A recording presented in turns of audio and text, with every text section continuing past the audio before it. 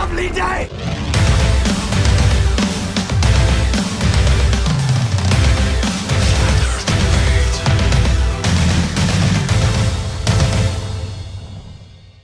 Welcome to Flat Earth Debate, Uncut and After Show. I'm your host Nathan Oakley, and if you are new to this channel, or you've not done so already, how dare you, then be sure to subscribe and hit the bell notification icon to keep up to date with the Flat Earth Debate. If you'd like to join the community debate, then go to nathanoakley.com and check out the Flat Earth Debate forum, which you should definitely all join.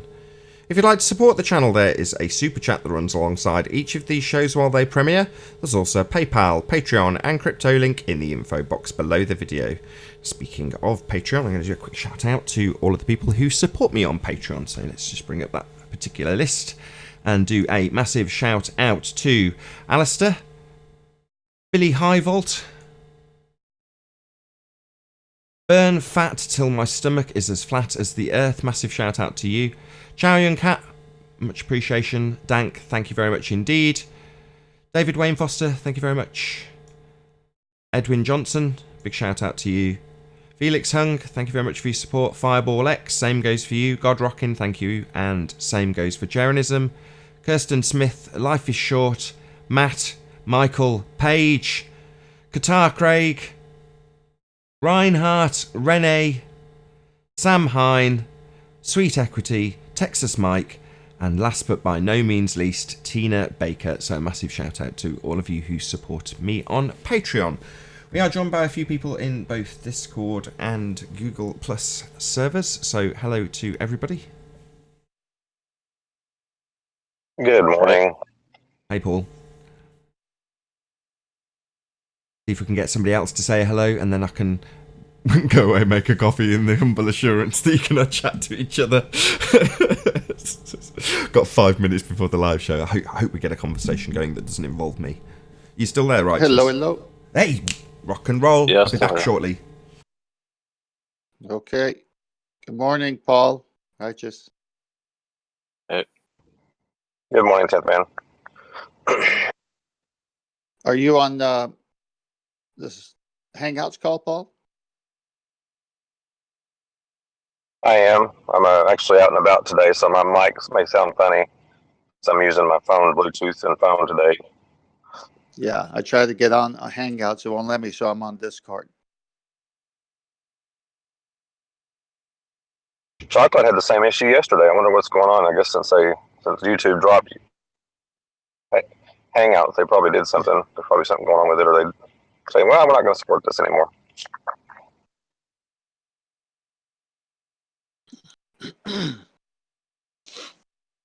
So, what's happened since yesterday? I had a busy day. I only listened to half the show yesterday. I've got to catch up. I did see that Banty had Rumpus, Anthony on, and some other guys on a show, kind of going after Sandman Dan or whatever his name is, Science Man, whatever his name is. Yeah, I've heard of that name. What was the topic? Oh, it was a little I heard of it. I didn't listen to much of it, but of course, Rumpus is saying he's 99% right, only 1% wrong, and then he was saying to Anthony and Spurs, saying you guys are 99% wrong, only 1% right, and that's basically the nature of the argument. I think they were talking about the gas pressure issue still. I'm going like, really? When are we going to let this go? Well, if they're both wrong, the middle is 99% better off. Yeah. Oh gosh. Yeah, that was quite the funny show yesterday in the earlier part when Anthony came on and Jazz was going back and forth with Anthony. Good afternoon. Yeah. Hey, good afternoon. Was Jazz really that drunk? He sounded terribly drunk. I don't know Jazz well enough to know if he was or not. I thought it was very comedic. Yeah, I laughed my head off. Yeah, it was quite funny. Yeah, that was pretty bad. Uh, Yeah.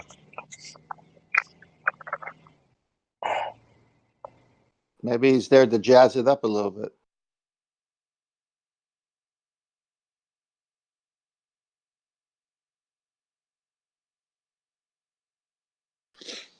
So you see all the headlines on the Sunday Express news, not the headlines, but the stories in the Sunday I, English paper Express that I posted up, like 9 or 10, all having to do with this phony space and NASA and black holes and asteroids, all in one day. Skim through it. It's quite interesting. Kim, when you see that on a daily basis from the fake news, it's going to steer the masses into one direction, which is what they're doing. Yeah. Well, this is why when I was talking to that worker from the electric company, his responses had nothing to do with the question at hand. It was just another talking point. Yep. Obfuscation techniques. That would be if they were conscious and they wanted to take control. But this guy was lost and just repeated out like a trained monkey would do. It's like, well, what about this? Well, that's not even the subject. But since you brought it up, have you heard about the advanced Sea Sparrow missile? How it shoots 34-mile range, and if there's a curve of the Earth, it would have to go through 26 miles of water. Not going to laser go through 26 miles wall of water on a line of sight with a 2-degree pencil beam and still hang on to its target through a curve. And I drew a picture of it. And then he went I don't think he slept. I don't think he slept last night. Probably going through his head the whole time. What's going on? Well, you know what?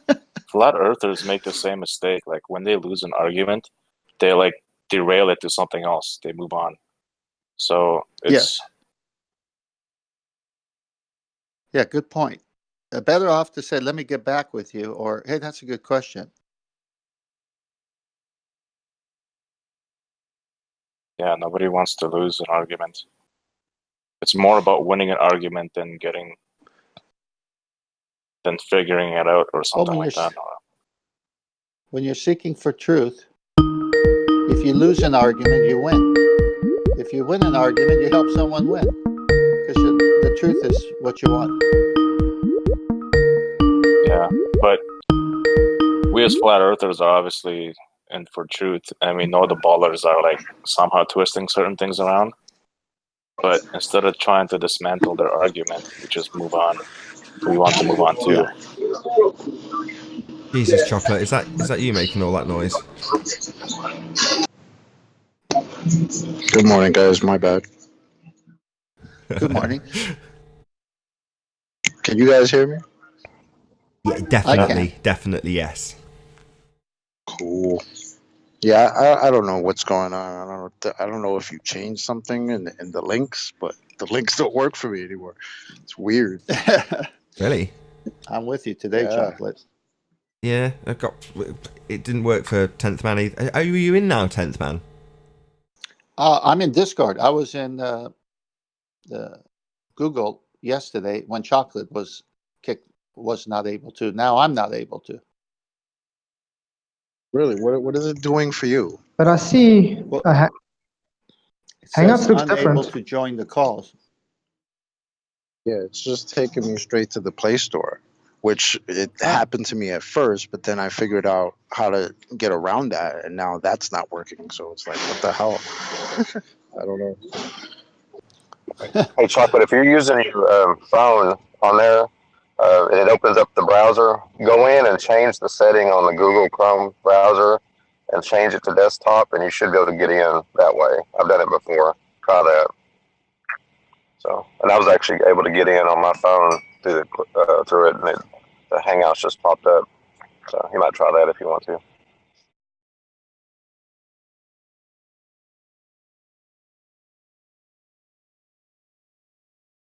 Oh, what a day! What a lovely day!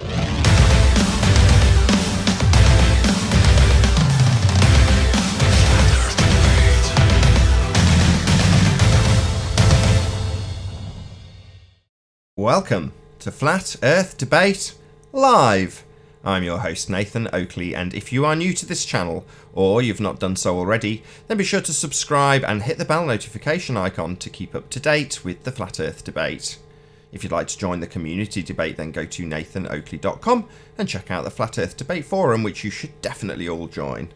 If you'd like to support the channel, there is a super chat that runs alongside each of these shows while they are live. There's also a PayPal, Patreon and crypto link in the info box below the video. Most importantly, if you'd like to join the discussion, simply mute the page you are currently watching, then click the link in the info box below this video to join the panel and express your views on the nature of Earth. If you do join, please don't swear. If you do, you'll be ejected, and if you are, please don't try to rejoin the stream using sock accounts. You'll be warmly welcome back on the next stream. Please also share the show on social media. Sharing the show obviously increases the live audience, but this in turn increases the chances of a more diverse panel, so please share the show. And one last time, if you are new to the channel or you've not done so already, then be sure to subscribe and hit the bell notification icon to keep up to date with the Flat Earth Debate. Now, we are joined by Righteous Force, Paul, Flatzoid, Arwin in Google+. How are you all doing, first and foremost? Hello. Good afternoon. A whole hodgepodge today. We're also joined by Chocolate Sane in Skype. How are you doing? Hey. Good morning. Hello, very good to have you. And also, we've got Dougie and 10th Man in Discord. Very good to have you also. Good to be here. You can kick us off with housekeeping if you want, 10th Man. Sure. Any signs of Earth curvature? Nope. Not on Earth. None? He specifically None said that, Nope, Chocolate. nothing here. There's only Earth curvature in space? Yeah, we're talking specifically Earth curvature. He did say that. Hey, Sleeping Yeah, Warrior. I know. I'm being direct. There's no Earth curvature on Earth. Hey. Totally redundant. Hey, Sleeping Warrior. Hey. Hey. We're on first housekeeping question. Feel free to ask Hello. about gravity or whatever if you like, Sleeping Warrior. There's no evidence of any curvature. Any obstructions curve on their model. Feel free to ask another housekeeping question. Any evidence of gravity? Scientific evidence of gravity? No, definitely not. Scientific Definitely no evidence. No gravity.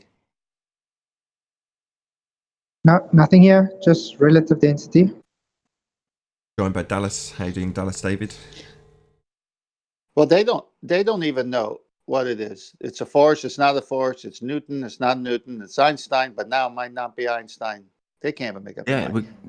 You're right. We can't get a consistent definition of gravity from boulders. Some of them say it's a force of attraction between masses. We know it's not that. Einstein superseded that position in 1915. Some of them, when pushed, will admit that it is the bendy spacetime. But there's still this inconsistency with the definition of gravity. We know it's not a force attracting mass or a mass attracting force. So it has to be the curvature spacetime. But you can't get that out of them without pushing it, and it shouldn't be that way. Can we get a definition of bendy spacetime? Call it whatever you want. I don't really care. No. Can't I mean, cause anything. if they're going to say it's not I like gravity, have a cup of this it's not space mass. time stuff. Finally. I still look. To be fair, I have to do my thing again. But the bending of space-time isn't really saying it's not mass attracting by mass. What it's basically saying, it is giving a fictional cause why it's doing that. No, it's And the neither bending of make any space-time. sense. So The bending of space-time, Arwin, is the effect of the bending of space-time is what they call gravity. But it's not caused by anything other than the bending of space-time. So this is their position. It's ridiculous. but it is still what the bending of space-time is suggested to do is caused also by the mass. It's not just random space. It is the mass that causes this supposed bending of space within the fourth dimension. So the bending, That's the mass how they say it. So causes- they give a fictional causal relation for it. So the mass bends space-time. That's what the mass does. But but it doesn't have a force of attraction with the objects, which is what they need because they want to hold on to Cavendish. But it can't do that. It bends the fabric of space-time. That's what it actually does. Right. On their model. I'm not saying that that's what it really does. I'm just saying that's what their model tells them it does, and they won't apply it. On the Did you guys see the video I posted in Master B yesterday about perspective? It's about perspective. Do you see it? Do you guys see that? No, you guys see do you that? want to Can you hear me? describe it? Yeah, you'll have to just tell us, Paul. Okay, it basically talks about different models, and I think he said initially Newton thought that it was springs that were causing the moons around Jupiter to move in and out. And because the guy in the video actually described the fact that model would work because it's a wave, it follows a wave function, which I thought was interesting. But then he rewrote a different model that also would work, and he went through like 3 or 4 different models modeling what going on with Jupiter and its moons. And I thought, I like the spring model because at least there's an interaction. They're connected at some point. So it's only about 5 or 10 minutes long, so it's not very long. Shout out to Amanda Young for the super chat. She says, "Hey Nathan, good morning. I'm glad you're back." Oh, very pleased to hear it. Thank you very much for the super chat. I remember the first time I heard Arwin describing the sky as I might get this wrong, so correct me if you want, Arwin, but he said I will. Like a hallucination or a manifestation or something of. I can't remember how you described it, but basically it was a hologram. That was the way you were describing it. And initially, right. when I first heard it, I thought that was ridiculous. But the more I look into their explanations for these things, these lights in the sky, let's be honest, there's still no progress from 2015, where we were calling them lights in the skies. There's still lights in the skies because there's still no further evidence to suggest anything other. Right. But the And point I'd like is to that correct you you now, if I may. Yeah, go on. How did you describe it? Well, I didn't say hologram. That's what the ballers kept on taking from that. That's how they twisted the words every time I brought it up to say, "Oh, hologram." It's a Joined by XLR8 and FE Batman. Good to have you both. Sorry. I said holographic, as in light-based in nature only. Word Good to the afternoon, gentlemen. Sorry to interrupt. Just a word to the Discord server. If you're not talking, try to keep yourselves on mute, just so you don't get any background news. Any background noise. Hey Babs, good to have you.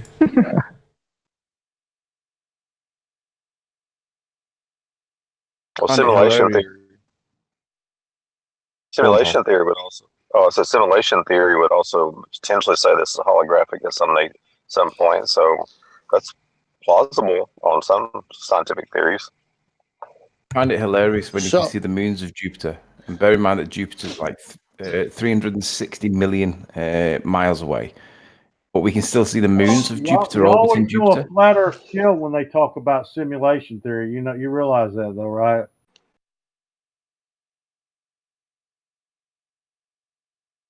So let me get this straight. Simulation theory is very wide. It doesn't necessarily delve. It's more in looking into the origins of the nature of the physical realm. It's not so much concerned with the Earth in outer space as much what that's supposed to be like. So let me get this straight. Here on Earth, mass doesn't attract mass because it can't be seen. That's right. But we know what's. I got to interrupt. Hang on. Go ahead. Thank you. So here on Earth, mass doesn't attract mass. We have all the tools, the laboratories, and we still can't see it happening. But we know what's happening, Anthony, 360 million miles away with space-time bending. Is that what they're saying? Well, my point was that you can see the moons as well as Jupiter. Now, they say that Jupiter is one of the biggest planets. The moons aren't as big as Jupiter, but we can see them clearly without even a telescope. Right. I just find that astonishing that most people can't even read a number plate from 20 meters away. You got a point. But my point is, our moon is closer than the Jupiter's moon, and they just came out with news saying that's in our atmosphere. No, I'm pretty sure they say our moon is in our atmosphere, not Jupiter's moon. No, that's what I said. That's what I meant. So here they just Right. found out, supposedly, of course, it's all made up, but that our moon, the Earth's moon, is in the Earth's atmosphere. And now they're going to give us advice on moons around Jupiter when they didn't know this so-called new information about our moon till now. I don't think anybody realizes how big this story is. Newton was wrong. Scientists dismissed Newton's theory of gravity. Headline News Express 5 days ago. This thing has went worldwide. I mean, newspaper after newspaper has been picking this up. It's even in the Pakistani.mil website. The Pakistanis are putting this on the front page of all their newspapers for their soldiers. I don't think. Hear me say it again. It doesn't make any sense, though. It doesn't make any sense because Newton openly never claimed a hypothesis. Owen, he was in the middle of saying something. Carry on, David. Newton was wrong. Scientists dismissed Newton's theory of gravity. This is all over the world now, newspaper after newspaper after newspaper, and these guys have no explanation. And then if you look into it, it says the top 100 scientists in the world have announced this. So they need to hurry up and at least give us a citation where part of Newton's gravity works or where it doesn't, because at this point right now, everybody I'm talking to, well, it works kind of sort of up to a point and then around the corner over there, but we gotta know how to figure it out, you know? Okay, thank you. Arwin, feel free. Newton never claimed an hypothesis for gravity. Officially written down. And he has a theory of gravity. Newton's theory of gravity hold on, Sleeping Warrior. Hold on, David. Right? Hold on. Feel free to just round that out, Arwin. What? Sorry? You want to just round out your point, or were you done? It's just that Newton never claimed a hypothesis. He wrote that down very specifically. You can even Google search it. He did that. So he never claimed a hypothesis for gravity. It's just taken for granted by the rest. Thank you. The thing is, you can literally look anywhere and everywhere online and just search for is gravity a force, and it's everywhere. Newton was wrong. Einstein is right. It's not a force. It's everywhere. Yet ballers in this discussion still tell people there's a mass attracting mass and a force. It's everywhere that it's not. I mean, even yesterday on Ranty's channel, Rumpus is still saying that gravity is a force. Literally try it. It's everywhere. Gravity's not a force. So if it even exists in the first place, it can't cause anything. Mic check 1 2 1 2. Hello. Yo, Anthony, you there? Yo. Yeah. So, your explanation for the phenomenon of things falling to the ground based on relative density seems plausible, but I have one problem with it, though. Let me use an example.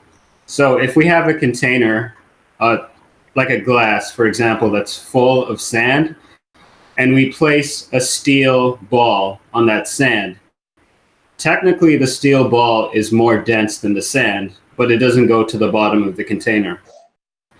Yeah, because why does that happen in that scenario? Because the sand is acting as a fall arrest in the same way that a plank of wood or even a bed sheet, all of which are less dense than.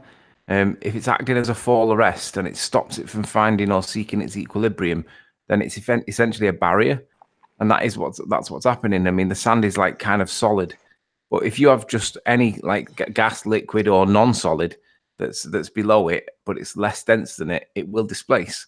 But because of its solid nature, that's stopping it from moving. Fall arrest. Okay. I understand that. That makes a lot of sense. But in the explanation for relative density, is it based on the density of the two different substances relating to each other? Provided that's causing either one of those substances to move or not move. Maneuverability is a big factor in it. Yeah, it does need to be able to freely move. I mean, you can stand on a styrofoam block. if you get the density right and the child's weight right, he can stand on top of the styrofoam block, but it's much less dense than him. And it's because there's a physical object physically stopping him from moving. With gases and fluids, they're not physical, are they, in the sense that they're fluids. So they're able to displace each other because they're able to move freely. And the order is organized by the relative density and the state of disequilibrium the objects are in. Oh, right. Okay, I understand what you're saying. What you're saying is it's all dependent on the state of matter. So when we're dealing with things that are solid, they're not as free to move around as gases or liquids. Sure. Yep. Is that the point that you're making? Yeah. Yeah. The cohesion of the materials among themselves can prevent equilibrium from being found for objects. Okay. That's fair enough. One more thing. I want to answer one of David's questions that he brought up last week. I've been meaning to answer this for a while, but I was just kind of busy. He wanted to know, how do you weigh a helium balloon? And Arwen said that what you need to do is take that balloon and put it in a vacuum chamber with a scale. Well, you could do that, but the only issue with that is that you're going to get the weight of the helium as well as the rubber that the balloon is made of. Technically, what you should do is... Hold on, he's nearly there, Arwen. Sorry.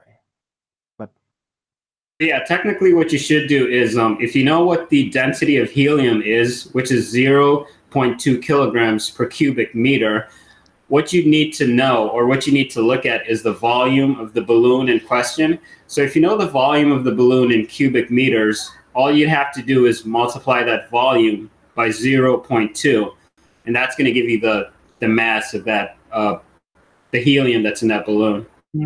But it wouldn't be weighing then, now would it? It would be that would deducing. that You would be can the also compressed, weigh the balloon uninflated. Hold on, David. before You do can it. start again, Arwen. You can go next, David, I promise. Go on, Arwen. It wouldn't be a measuring of the weight. It would be a deduction based on the pre-knowledge you have about the material and the volume mass ratio. So if you actually want to weigh it, you could. And a more efficient way to do it purely by weight is comparing the helium inflated balloon's weight in a vacuum chamber compared to non-inflated balloon in a vacuum chamber.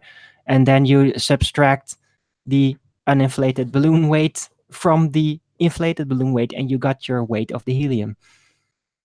Go ahead, David. Yeah, well, technically, yeah, you could just 1 second, say Babs. that. Hold It's on. more... So just 1 second. Did you want to add something, David? Yeah, that's nothing you guys are saying is true at all. Thank you for that, David. Really? Okay, well, I got to hear this. Go ahead. Go ahead, Babs.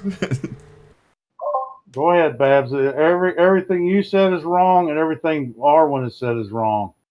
And that's what I want to know. I want to know why you think what I said is wrong. Go. You cannot weigh a helium balloon in a vacuum chamber, for one.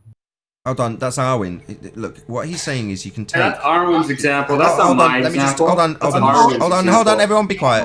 Right, hold on, I'm talking to David. Right, that's not the example Babs made. Babs made the example of it being, 2 grams in a square meter, a cubic meter rather. Yeah. Right, that's a hold on, compressed weight. David, I'm just summarizing. It won't take me more than 20 seconds. So he's saying you can take how much volume you have of it and just times it by that figure. That's what he's saying. If you want to address that first and then move on to Arwen, that'd be great.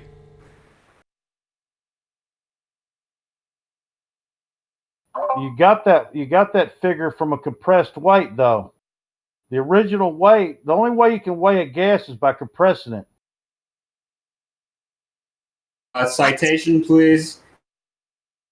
Well, go outside and try to grab some air out of the air. And then ask him what he can do. That's not. Hold on, Arwen. You're next. I promise.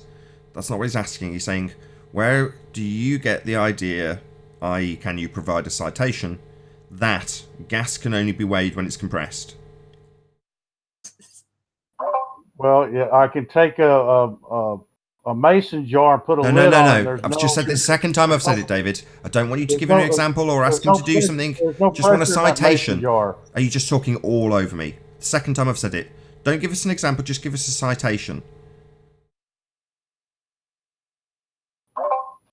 I don't have one. No worries. Do you want to move on to Arwin's claim about weighing balloons and then subtracting the weight of the rubber in a vacuum? Feel free, David. You cannot weigh anything in a vacuum chamber. I don't know why you would think you can. I mean, you could take the air out and get a no atmospheric weight to it, maybe, but that's about it. Okay. You pull the air. All you're doing is what about the filled up balloon? Pull the air out. So is the balloon just blowing up as the vacuum is being drawn in the chamber, just because it likes to be bigger? You got to remember, the whole thing is the temperature's dropping in there, but the balloon is enlarging. Who said the temperature's The only dropping? reason- What's he on about? They take a pump and they just pump out the air. That's it. Yeah. Yeah, Exactly. there's And no the air conditioning helium or and the cooling balloon or trying- heating or anything the of that helium nature, and the just a balloon pump. trying to escape out the Rumpusing hole me. that the air's Yeah, being I'm pulled trying to out get a of. statement How hard out. is it? Trying to get a statement out, David. It's just an air compressor. It's just a pump. It just pumps out the air. That's all that happens. That's all it happens. The only reason the balloons are expanding is because there's less pressure being exerted on them. That's the only reason. It has nothing to do with temperature. Right, the air that was on the outside pressing on the balloon to keep true it to that to keep it small at the size scale, that but it's if you at. start My looking- God. Yes, absolutely correct, Babs. Yes, in summary, there's no longer air pressing on the outside of the balloon, so there's nothing to counteract the pressure on the inside of the balloon, so it expands. Absolutely correct. He's exactly right. You're exactly can right. wait. Temperature at that small scale doesn't have anything to do with it. But if you do go put a big vacuum on something, it will get cold in there real quick. Okay, someone else is trying to get a word in. Who was it? I think Paul. Paul, go ahead. It's me. It's actually kind of quiet where I'm at. You could actually weigh the air in the balloon, the helium in the balloon, but it would be a several step process. You would have to evacuate a vacuum chamber, and then you would have to get a container of some kind, something strong enough to handle it, evacuate all the air out of that, weigh that to know the weight of the container. Then, while there's a vacuum, take that balloon and stick it on that nozzle of that vacuum and let all the air be sucked in, and then weigh the container again, and that would give you the weight of the helium. Okay, I think my method is probably a little Nobody easier. believes that story. Comes Go down ahead to and the same. explain it again for us real slow like. Sorry, Arwin or David, I don't care who. I just want to hear what you actually say. Okay, I'll start out. I'll keep it short. It's pretty much the same method, except a little bit more convoluted. What Paul described, because I don't need a secondary container. I'm just trusting that the balloon can handle the vacuum, that it's designed to do that, and then just weigh the balloon uninflated and weigh it inflated with the gas, Fine. and you. Fine, and you I get can it. You're just saying it's a balloon that is capable of being in a vacuum, and then you can weigh whatever tensile strength or whatever it's measured in after the fact is irrelevant in this example. I get it. Fine. David, go ahead. Well, I guess if you took something that was made out of steel and you put some and you injected something in it, you might be able to do it that way. But that we're not talking about that. We're talking about all I don't these think videos. steel balloons. Arwin, just work. let him finish. Hold on a minute. All we're talking about is all these videos on YouTube that show this balloon in this vacuum chamber. It's all bull crap. It's all just a magic trick. We know that. Hello, Hey, mic check. Chocolate. Yeah, we hear Hey, you, Chocolate. Choco, Very well. welcome back. Welcome to the hangout. Cool. I was in before. Did you guys see me? I did. Yeah. I didn't say anything because I But didn't hear you. I was trying to talk and it didn't work. So I figured that was the thanks case. yeah, what Paul told me before it worked. So thank you, Paul. Nice. Sorry to interrupt. Is it Anthony? Is it Sleeping Warrior that's on mute with something ready to present? Yes. Yeah.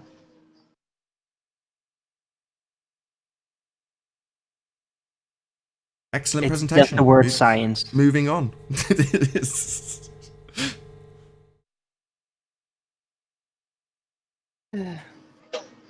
Can I say something, Nath? You're having me on? Yeah, that Go, giant Riley. pause was for you. Sorry, have you just introduced me and I missed it? In essence, but with a bit of humour added. It's fine. I've got you presented. Excellent. So yesterday, Ranty had a really interesting hangout on his channel. You should check out the highlights. He's just done a premiere with the highlights. And essentially, it was to do with this gas pressure point that Spurs is questioning. And regardless of what your view on it is, there's still a legitimate question to be answered because there is no answer to it at the moment. So at the moment, it's standing the test of time. But one of the points that came up in the conversation was the definition of science, which I have on screen. Now, there's numerous tales to this. There's numerous elements to one of the definitions that you can find. There's lots of definitions to it. This is just the first one that you look at when you type in definition for science on Google. And Hold on, at I've got a problem already. This is annotated. Yeah. This isn't what you find if see you Google. 3 ands in there. Hold on. Intellectual yeah, hold and on. practical. Hold on, Arwin. You're a man Structure of law. and behavior. Hold on, Arwin. You're a man of law. You know this isn't going to fly. This is annotated. Sure. Well, this isn't going to be what you just stated. You just stated this is what you find on Google. Lies. No, it isn't. This is annotated. Yeah, it's annotated. It doesn't detract from the point. So if it's okay, I wouldn't mind continuing my point without being rumpused by my own side. Sorry, go ahead. So anyway, the definition of science, I mean, there's loads to it, right? Intellectual and practical activity, encompassing the systematic study of the structure and the behavior of the physical and natural world. And this is where we got stuck, because Rumpus has got it in his head that the word and doesn't mean observation and experiment. He thinks it means and/or, meaning that one of them you can pick and choose whether you want to apply it or not. Obviously, we said you can't pick and choose. It says and. If you wanted to pick and choose, it would be and/or the other word would be or. So basically, if Rumpus had to obfuscate this point to death, because if the thing that he preaches, his job, whatever his job may be, is science, if it doesn't have experiment, then it falls short of the definition of science. And if it doesn't satisfy the definition of science, as we know, let's go to the other definition that's important. There we have the pseudoscience element, which is the one that says that it's a collection of beliefs, which obviously this fits Rumpus, or practices mistakenly regarded as being based on scientific method. So on the one hand, we've got the definition of science, which is literally, where's it gone? Observation and experiment. But if it falls short of that, and because it doesn't comply with scientific method, which is the experiment part, then you're in the realms of pseudoscience. And Rumpus has to obfuscate that because he needs everyone to think that he's practicing science. Well, the reason why it's observation and experiment is because the observation part is the bit that's the observed phenomena. It's the thing that they look up at the sky and they see floating lights and they think that they're planets. That's the dependent variable in scientific method. But the reason why the experiment part has got to be in there is because that's where the independent variable of the cause and the effect relationship's established. If you don't have that experiment part, you've just got something you're looking at, a phenomena, leaves falling or a shoe. But you need the experiment bit because the experiment bit gives you the cause. And obviously, if you remove the experiment bit and you're just left with an observation, it might be a study, it might be some research, it might be some data collection, but it's not science. And this is why everybody wants to be called scientific, because it's a catchword. It sounds credible. But the reality is, if you're looking at lights through a telescope and you're claiming that they're doing things, it's not science. It's literally just observing something. You need to have that experiment. You need to have the independent variable. You have to give it a bit of a wiggle. If you don't give it a bit of a wiggle, it's not science. I'm done. Yep. I'll keep it on the page, by the way. I want to elaborate some, real quick? if I may. Can I just say, Nathan? Can I just say one thing real quick? That How was quick an is awesome real quick, show David? last night with Ranny. But Go you got to ahead. understand, Rumpus has got a bigger problem than that. In newspapers around the world in the last 4 days. Oh, we heard it. Go ahead, Arwin. Right. Go so ahead. yeah, I thought it was really funny. This thing you found on the internet, because there is 4 ands in this A&D 4 times. So there's intellectual and practical. There's the study of structure and behavior in the physical and natural world, and observation and experiment. So if we approach this by Rumpus standards, that means within this sentence, you can choose which one of the two with every and. So you can basically have intellectual activity encompassing the systematic study of behavior and of the natural world through observation. Yeah, and you're that, right. according to Rumpus, could be science. You're right. And that's why Rumpus pushes that you can have natural science, which isn't complying with the scientific method because it doesn't have an independent variable, because nature varies the independent variable for you. And obviously that gives you a correlation. It doesn't give you a cause. Nature's doing something, but it might be like the cockerel, where the cockerel crowing of a morning sounds like it causes the sun to rise, and then you blow its head off and you realize it didn't cause the sun to rise, but it correlated. Just because it looks like it causes it, don't mean it does. That's why we have science. And these guys have to obfuscate it, because otherwise they get pigeonholed as either pseudoscientists or just falling short of science and doing something like research. And nobody wants to be a researcher. Everybody wants to be a scientist because it sounds a lot more credible. The only reason that they're obfuscating our points is because even though we're making a lot of logical sense, they still need gravity to explain how people can stand at the bottom of a ball and not fall off. So that's the reason that they're not letting it go, because like the whole model is based on gravity. And some people say that they don't need it, but they definitely need it.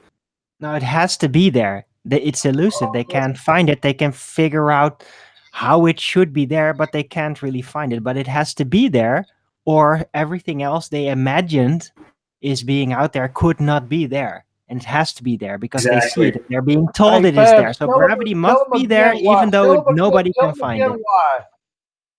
Babs, say that again. Just let me finish that. Why? You want me to say that again, David? Yeah, say it again. Tell everybody why they got to have this gravity still. All right, they need gravity to explain how you can have people standing antipode to you, how you can have humans at the bottom of a ball not falling off. And if they don't have gravity, they can't explain that on their model. They can't explain a lot of things on their model. Not just how atmosphere stays on a ball, but that as well. Yeah, how about that newspaper that's worldwide right now? Newton was wrong, and this is coming out of UCLA, right? Newton was wrong. Scientists dismiss Newton's theory of gravity.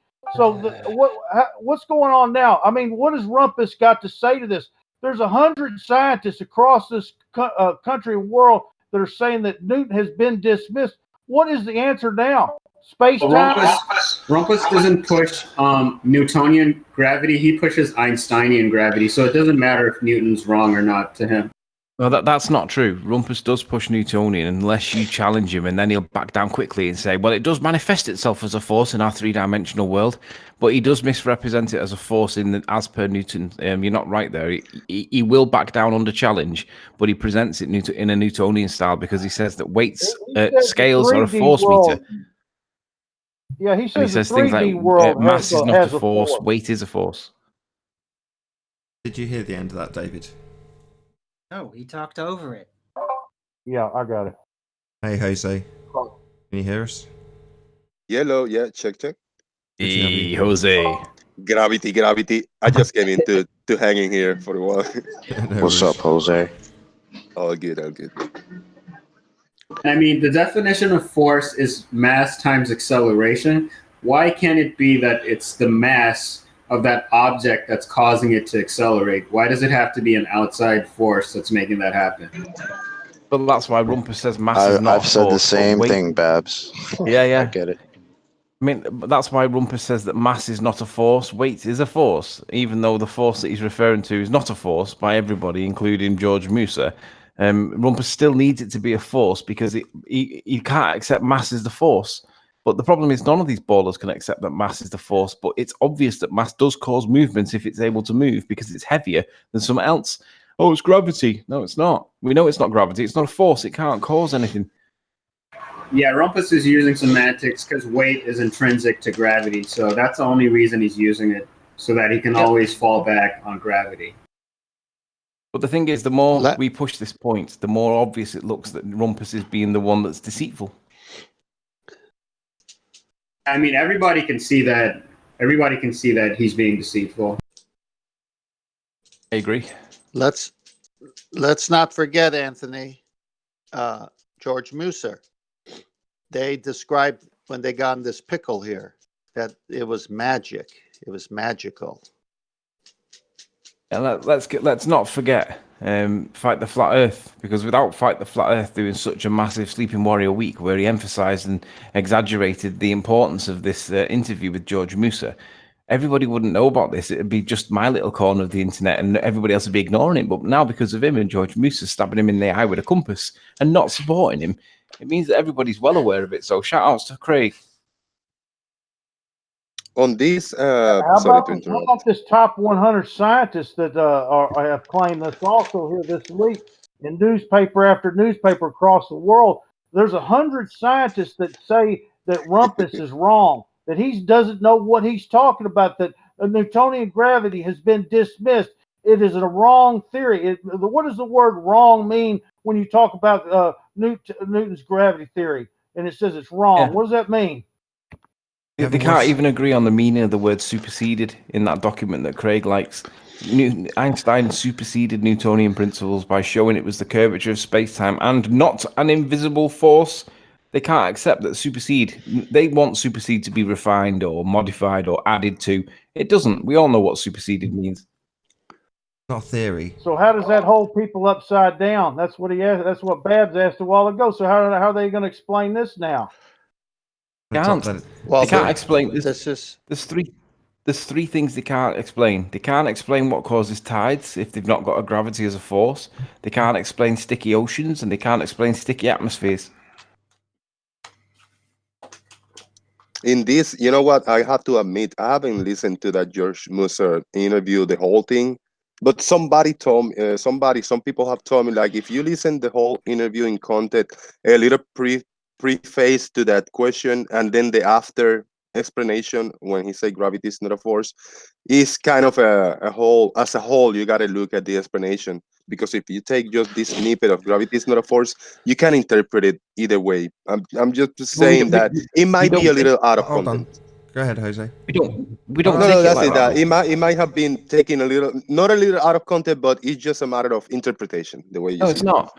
If we were taking it out of context, hold on, Anthony. So, what's the full in context quote then, Jose? No. As I say, I have to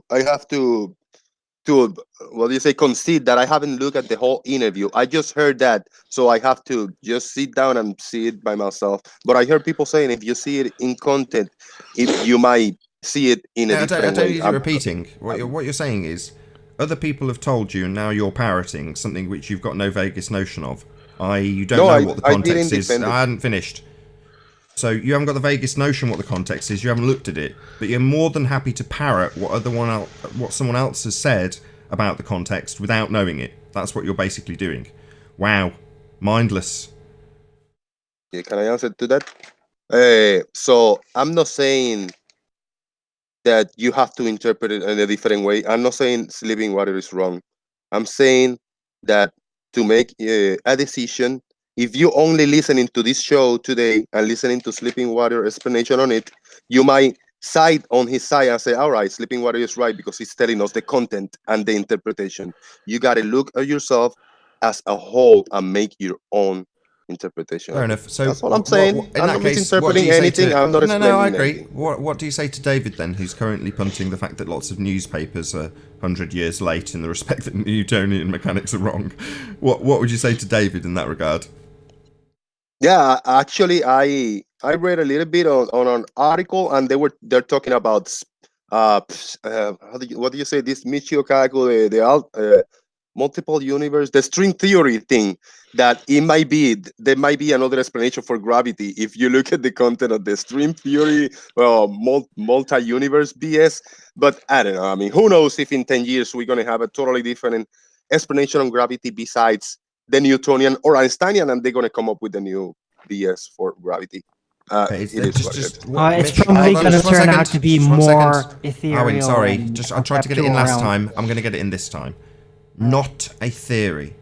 So, I feign no hypothesis for gravitation.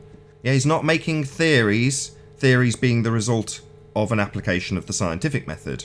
And Mishikatu talking about string theory. Well, we're not talking about science here. This is colloquial use of the word theory. Absolutely not scientific just because he's got a little name tag and calls himself a scientist. He's not developing scientific theories. He's developing bullshit just so stories when he talks about string theory. Just to get I have to agree with you in that 100%. I never mentioned scientific theory. I just say theory in the colloquial sense. Excellent. Yeah, I'm glad we got that clear, because now I will. When we talk about the new nonsense, which the papers assert will be after next, i.e. Einsteinian just so stories, also incorrectly identified as theories, which they are absolutely not. What they are is a just so story about a conceptual medium. We're all familiar with the word conceptual now, aren't we? Not real, just thought of in your mind. And that conceptual medium's called space-time. It does not exist. Now, you can bend the space-time, and you can say, think, feel, describe, but not actually experience a force, Jose. Because gravity, the bending of said conceptual medium that doesn't really exist, that doesn't give rise to any force. It's just a conceptual medium, and bending it does nothing. So, out of context, Anthony is not.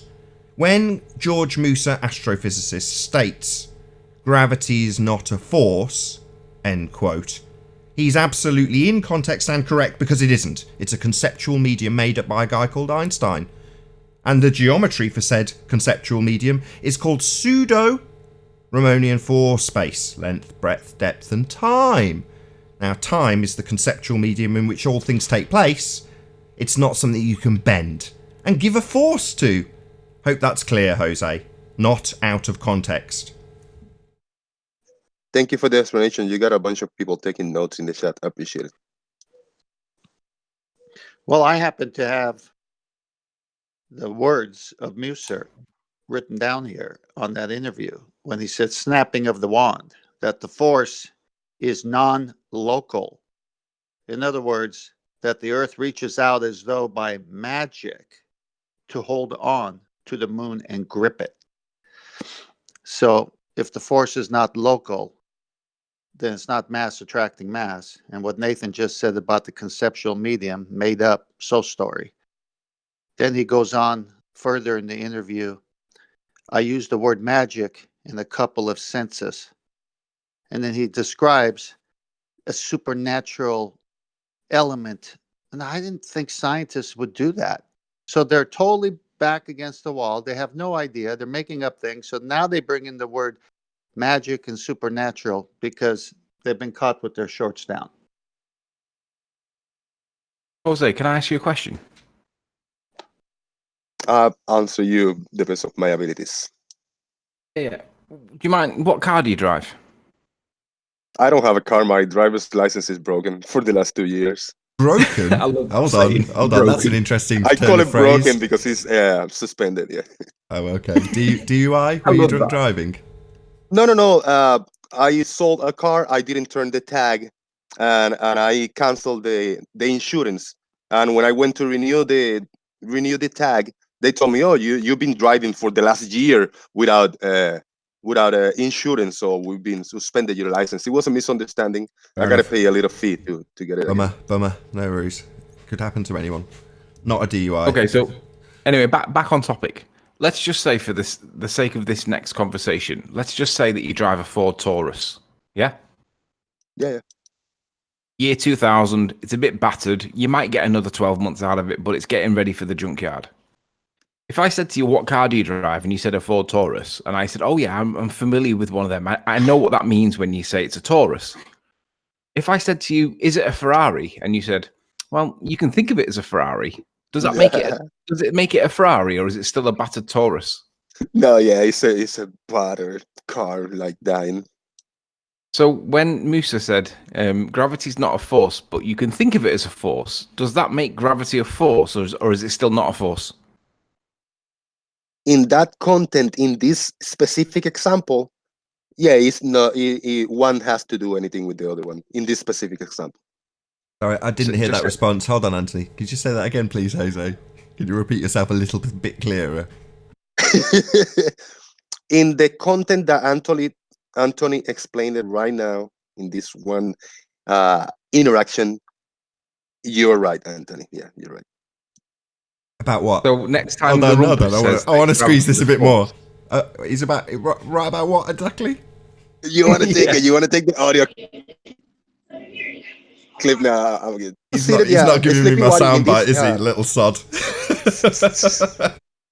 To be fair, Nathan, I was going to ask the same question that you asked, which was, could you elaborate on what you just said? Because I didn't quite understand it.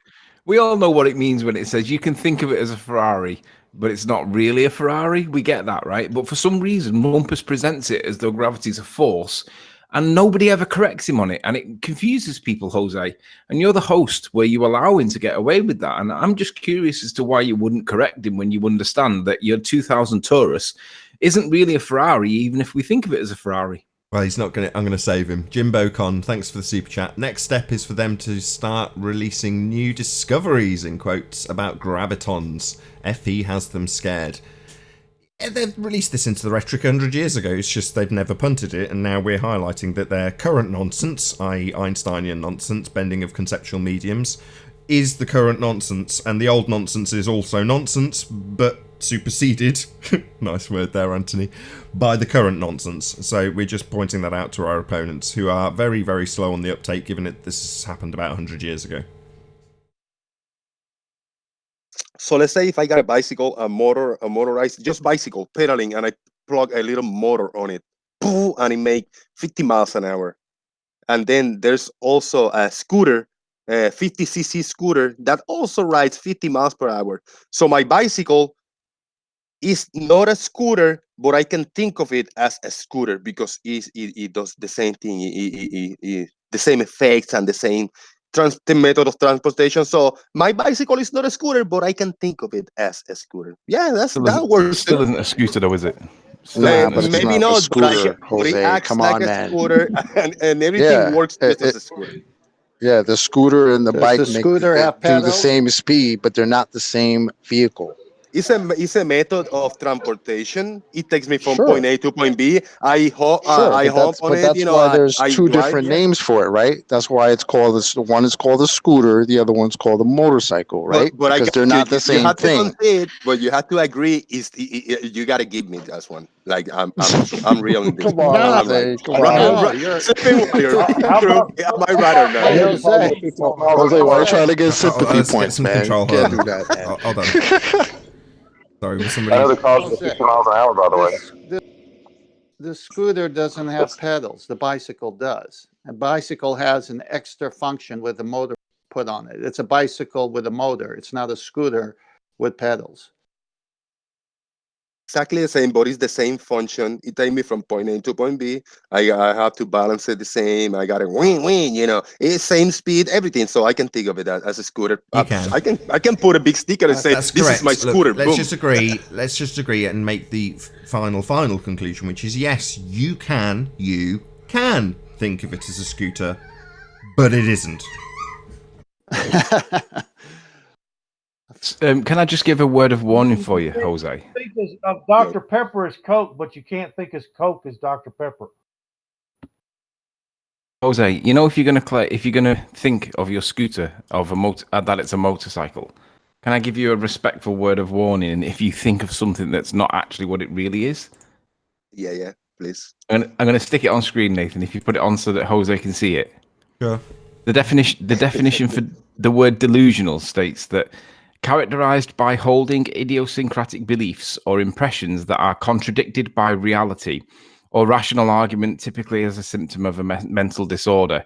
Specifically that bit where it says beliefs or impressions that are contradicted by reality. So I would say that if you think that you're riding a scooter but really you're on a push bike, that's contradicted by reality, isn't it? Because it's not really a scooter, is it? Yeah, I appreciate that. Shout out to JC Masters 100 in the chat. I hope you speak a second language because I would like to have a conversation with you in your second language to see how you do. Thank you. Hey, Jose, before you go, is this explain why you're not driving? You had tags. You didn't have tags, but you thought you have tags? Yeah, right. No, I didn't have a car and I didn't think I had one. Yeah, what 10th Man's getting at is you can think of it as though you had tags, but you still lost your license. Even though you thought you had, and you could think of it as having, you didn't, so you lost your license. Amen. I just hope that you correct Rumpus next time he comes in and says that gravity, or anybody for that matter of fact, if anybody comes in claiming gravity to be a force and it can cause things like sticky atmospheres and sticky oceans and tides, I hope you'll correct them and say it's not really a force, though, is it? Because we all know it's not a force. You'd have to be delusional to think it was a force when we know reality states that it's not a force, because that's what the current science tells us. You don't correct Yeah, him. but I suck at. You I don't. suck I'm at. sorry. I'm Hold on, sorry. Jose. You don't correct him. You harsh tranquilize him and institutionalize him. And Jose retard. It's a force, but you can think of it as a force, is a law of identity violation. Clown show. Go back to your friggin' hole with your other knucklehead retards. Why don't you bring what I was going to say before John interrupted and ad hominem me and here? insulted me, and then now try to talk over me before I even get to answer Sleeping Water Brian point. Peckerwood. Okay, go ahead. That Go ahead. Keep idiot insulting me, Dress the John. Legend. That Dress the Legend. I caught him 2 years ago in a comment thread and ripped him around by his friggin' pseudo-intellectual short hairs. He's a clown too. Also, that Dean idiot. He still has some business over here to take care of. Like Ranty's 18-mile observation, he needs to model that. You idiots! Okay, can I have and 30 then seconds he's to on there speak? yesterday. He's on there yesterday showing how the moon's shadow can be smaller than its own diameter on a friggin' computer program. Like some friggin'... I couldn't believe it, and everyone's agreeing with him. Oh yeah, oh that's so great, Dean. Are you friggin' retarded? Was it the scale, John? Damn, I wanted to round up the previous point, and then I really gotta go in a second. Then give me 30 Yeah, seconds, you better please. go. It's time for you. It's getting late early for you. Go Are you gonna after let me slobber speak, nurses John? with the friggin' Like I've been Russian very beef. polite and very I nice, don't and you think came in so. hot. I don't care Jose, about your politeness. you know what's happening. But like today, I'm mellow, I'm calm, and John came in hard, just calling me retard and stuff. I don't care, I'm no, not I'm want not to just engage calling you him. I just want to retard. I'm round up showing my how point. you are a retard. There's a big difference. Do you I know what really the don't law want of to identity give is? my final touch before I go. Do you know what the law of Jose, identity is? just say your final thoughts. Yeah, but he's gonna keep talking over me. And He's asking you a insulting me, question. just He's doing asking that. you if you know what a law of identity violation is. I'm sorry, was that a question to me? Yeah, he's tried about 3 or 4 times to ask you if you know what a law of identity violation is. Is that like calling I it can't answer that after I make my man- previous point because I don't want to. Sorry. When you tell me Sleeping Water, when Rumpus make this point about gravity being a force and me correcting him, that's why I really wanted to say this. I cannot either argue against or in favor of it for crap because I suck at explaining things and try to coherently explain my points. I need like freaking 10 minutes to try to structure the sentence together in my brain. It's really tough on me. I start learning English really late and I cannot argue or defend.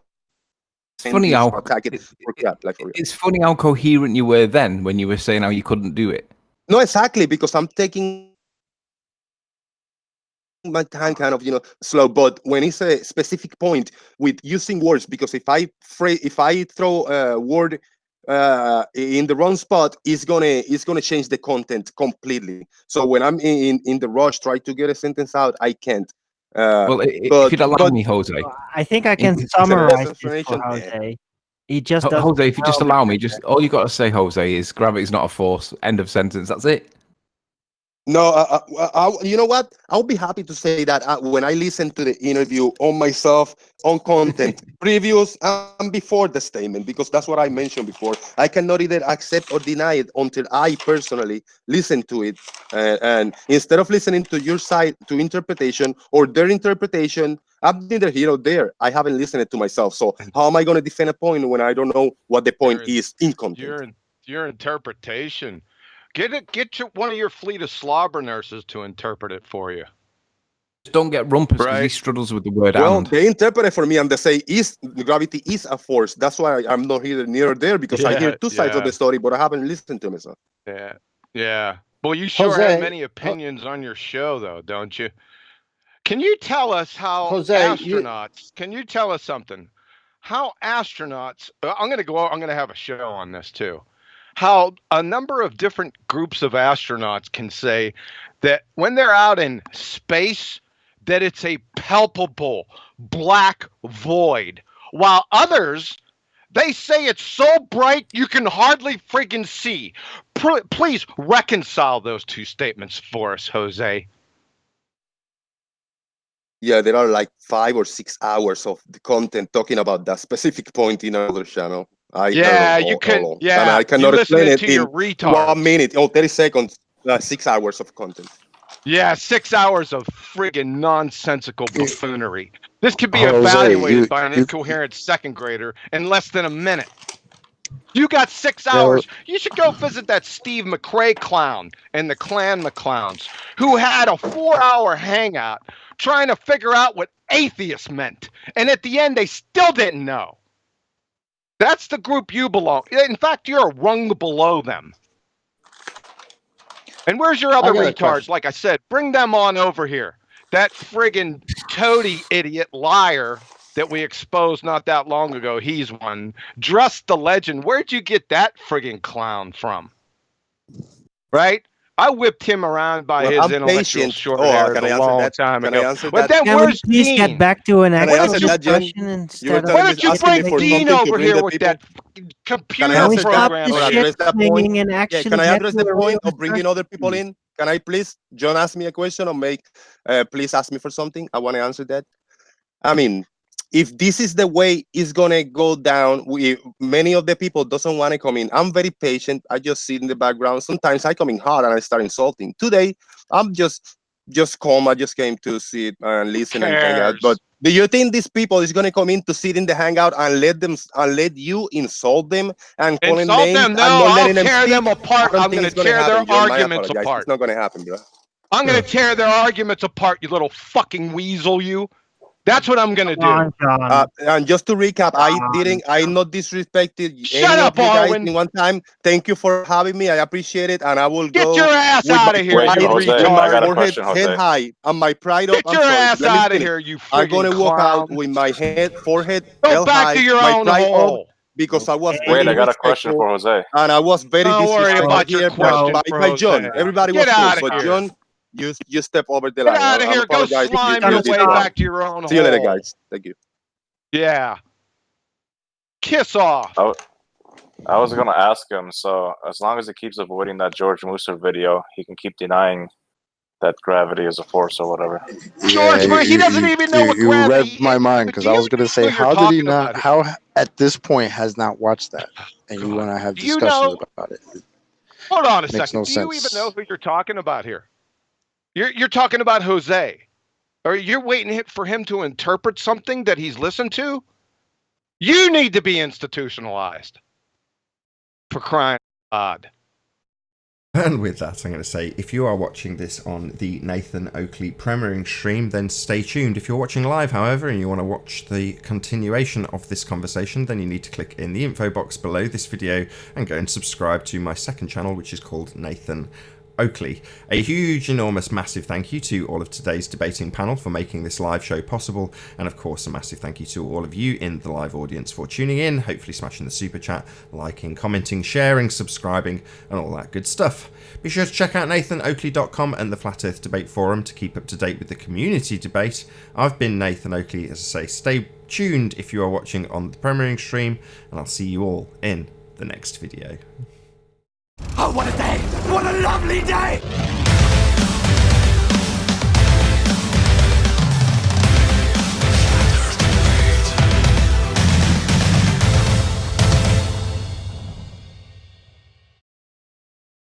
Okay, so my advice would be, I'll just snipe Jose next time, because John, you just blew a gasket.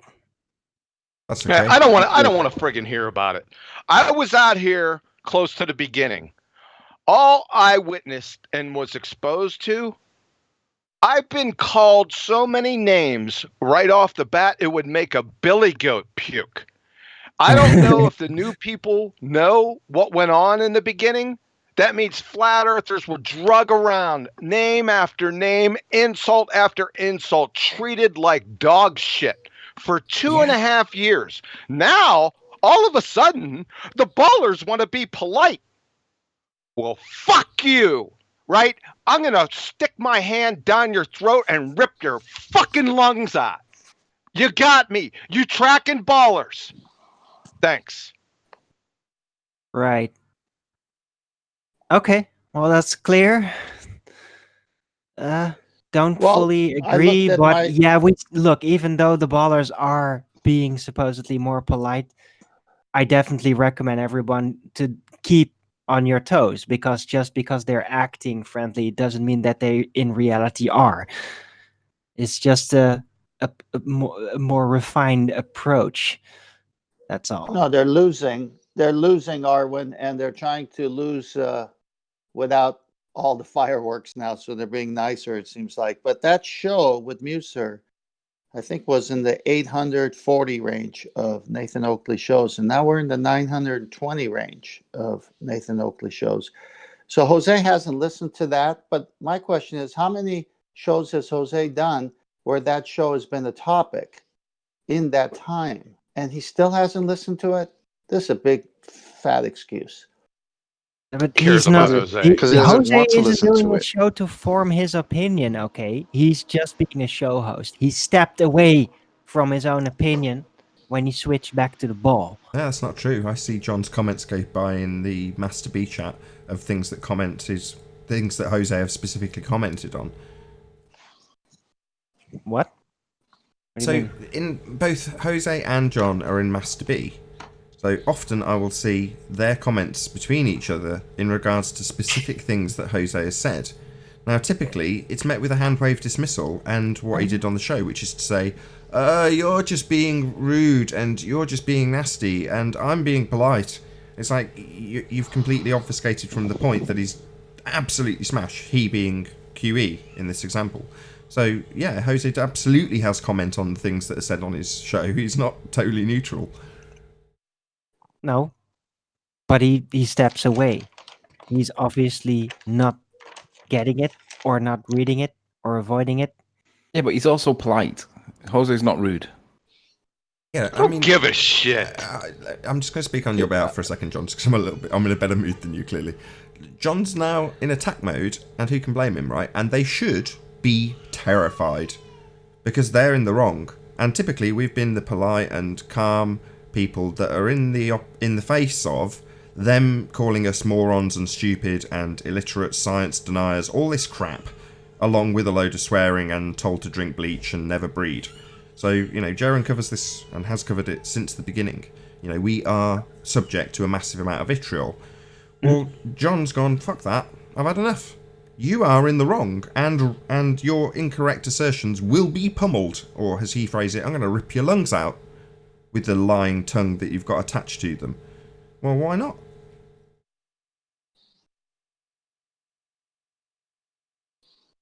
I think when it's Well, I'm not falling for Jose's.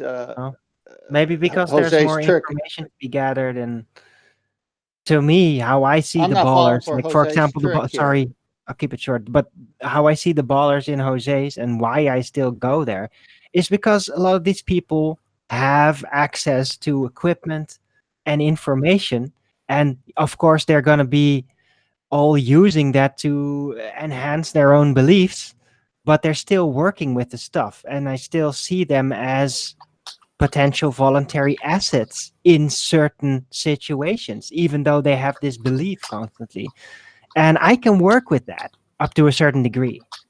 Okay, I'll And just John obviously Sorry. can't, and I don't blame him. Okay, let's just check it away from QE for a second. Do any of you watch a YouTuber called Mind Smash?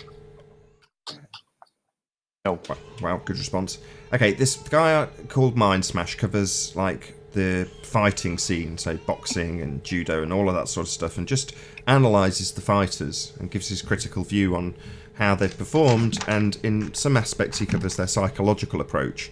And he'll focus in detail on their sort of determinism pre-fight, leading up to it with all the publicity, and when they first step into the ring. And he'll point out that the people who are, you know, awash with grit and determination, regardless of whether or not a fist has been thrown yet, are the ones that typically win. The ones that know before the fight's even begun that they are going to be victorious. Well, that's the position that we had to face down in the face of mainstream knows where we live. And the people who see us with their vitriol as absolute retards and are more than capable of telling us that, that's what we have faced. The person in the ring that's absolutely dogged determined that they are correct, and how dare you even challenge the thought that they are wrong. And that's when they were winning. Now, you can see him as an attack dog if you want to, I don't care. John's got that attitude. You're wrong. We don't live on this heliocentric reification that you have foisted upon us from childhood. And I'm going to damn well tell you how wrong you are.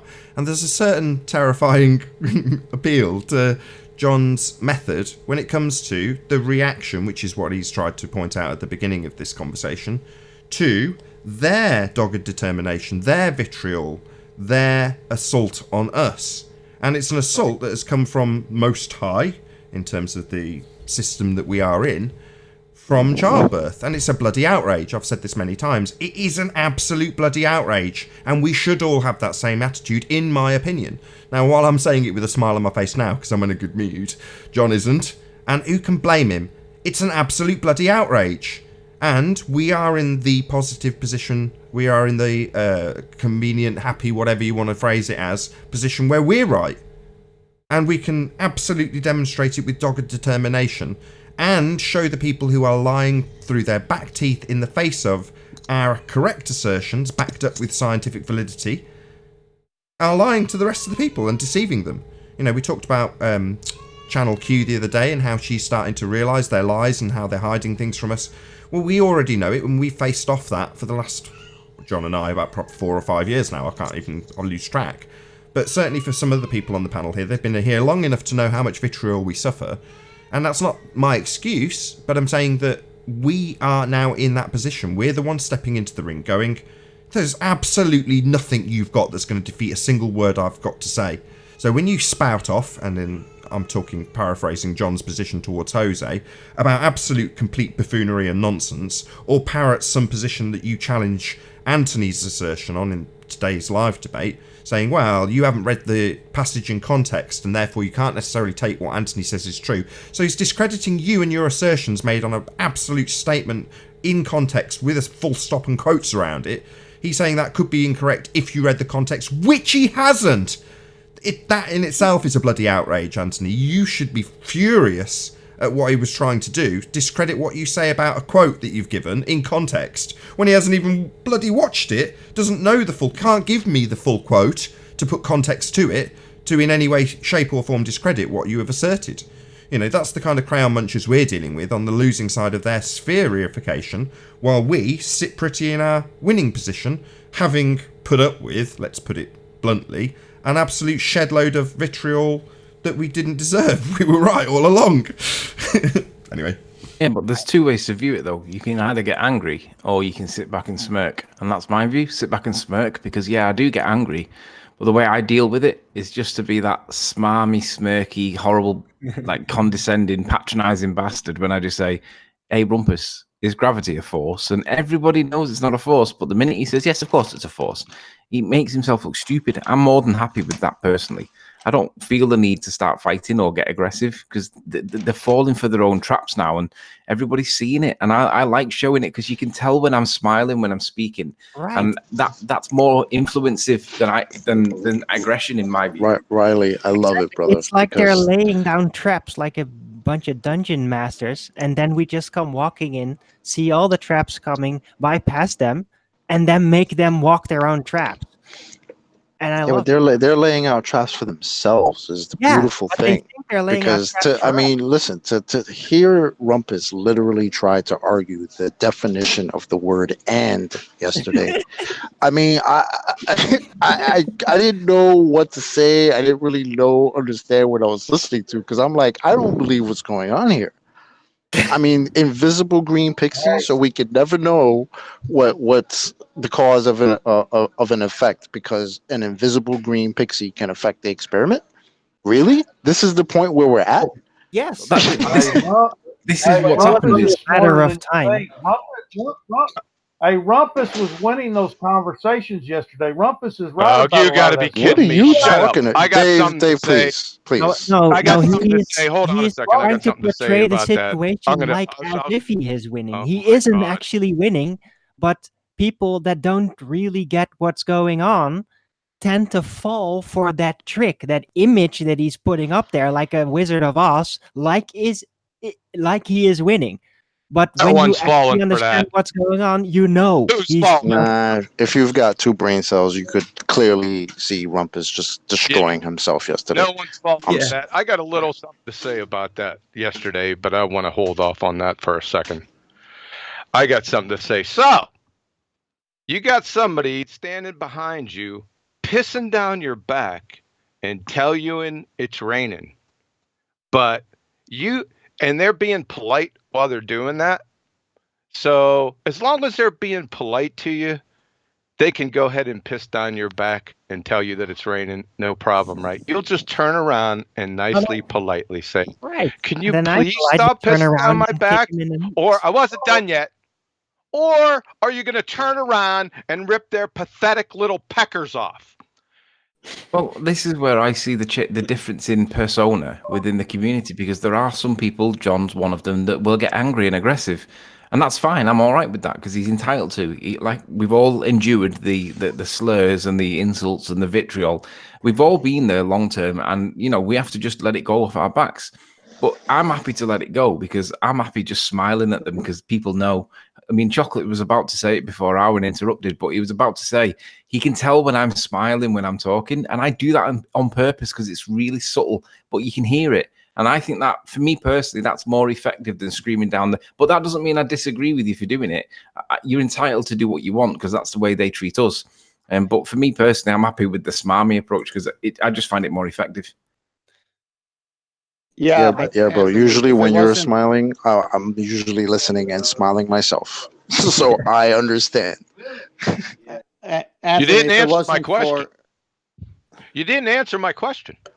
Oh no, I don't like people pissing on my back. So they get their head chopped off. Word. Yeah, let me have another go to answer your question. I understand that they're pissing on my face. I don't know the answer. What is NASA's stance on Newtonian gravity? Has NASA ever put anything? We're not out talking that about that. You know what? I'm about tired of you. Give me 1 minute. I'm not worried about it. Some people like golden showers, man. You need to relax. Yeah, I'll tell you what. We don't want to hear you. You're You're in the middle of the conversation, David. Sorry, Stop red-herring it. You probably believe you can weigh helium in a vacuum chamber, so I'm not worried about you. Tick tock, tick tock. I thought it was important for Nathan to call out Jose early on and said, "Oh, you just came onto the show to say something about the dialogue about Musser, but you've never listened to Musser fully." This was a sniper attack with a nice voice, but it was evil from the beginning.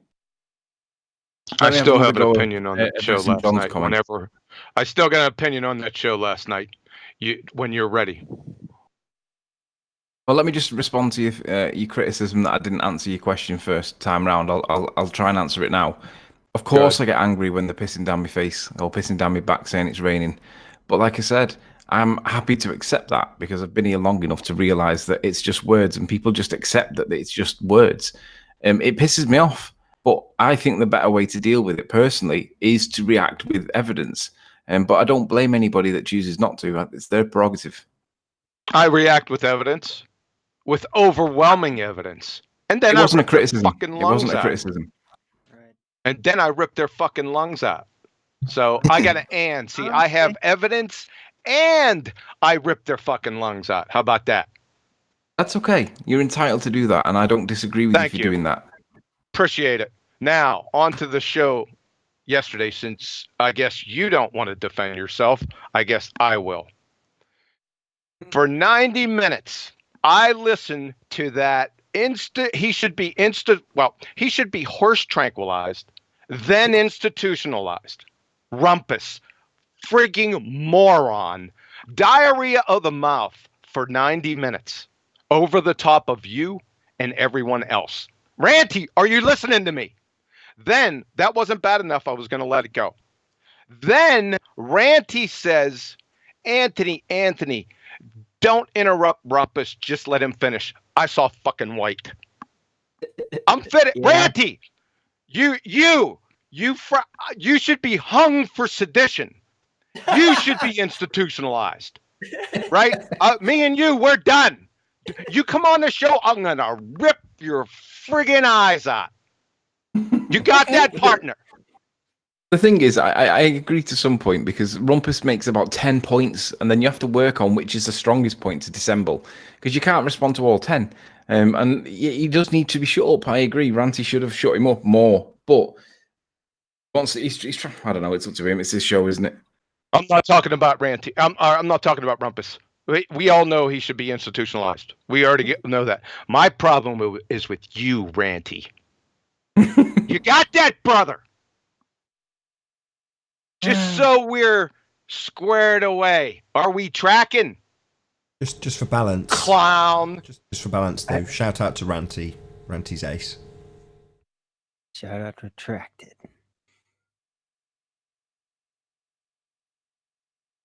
So, anyone else got anything else? Let's see what we got the here. The only good thing I'll say about it though is that the more you let Rumpus speak, the more he displays his just ridiculousness.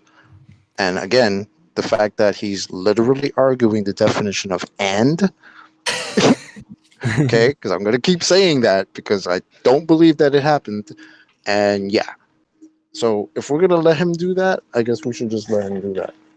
Yeah, giving venue to friggin' absolute morons. And then he topped it off with George, the Pontiff Maximus of Retardia. Did you see him on the show? Did you look in his eyes? I don't know, people. Wake up! Yeah, he looks a little stressed out. I don't know what that's about, but ballers aren't. You looking talking very about good. scary?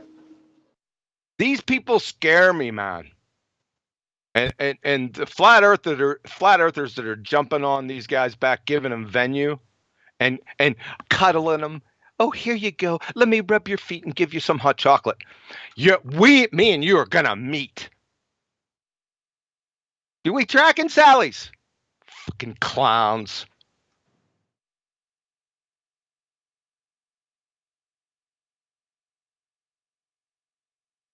I love when you're in this mood, John. Go ahead.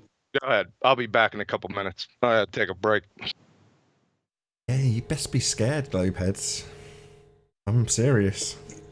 And Riley, I want to say congrats on getting Rumpus to shut up for, I don't know, maybe almost 30 seconds straight. When you proved that what he said, what Conspiracy Cat said was wrong. It was fantastic.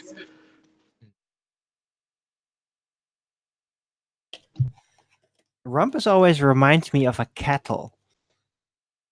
Like as he's talking, that's like the kettle starting to. And if you just put up the heat, put up the pressure, then the pressure behind his voice starts increasing and he goes faster. It's like a kettle. Would you guys agree? Yeah, speaking of pressure, that's not going to help Cats along with his depression and lack of sleep, is it now? Nathan, did you see that with Conspiracy Cats? No, but I know he's wrong. And yeah, I can imagine.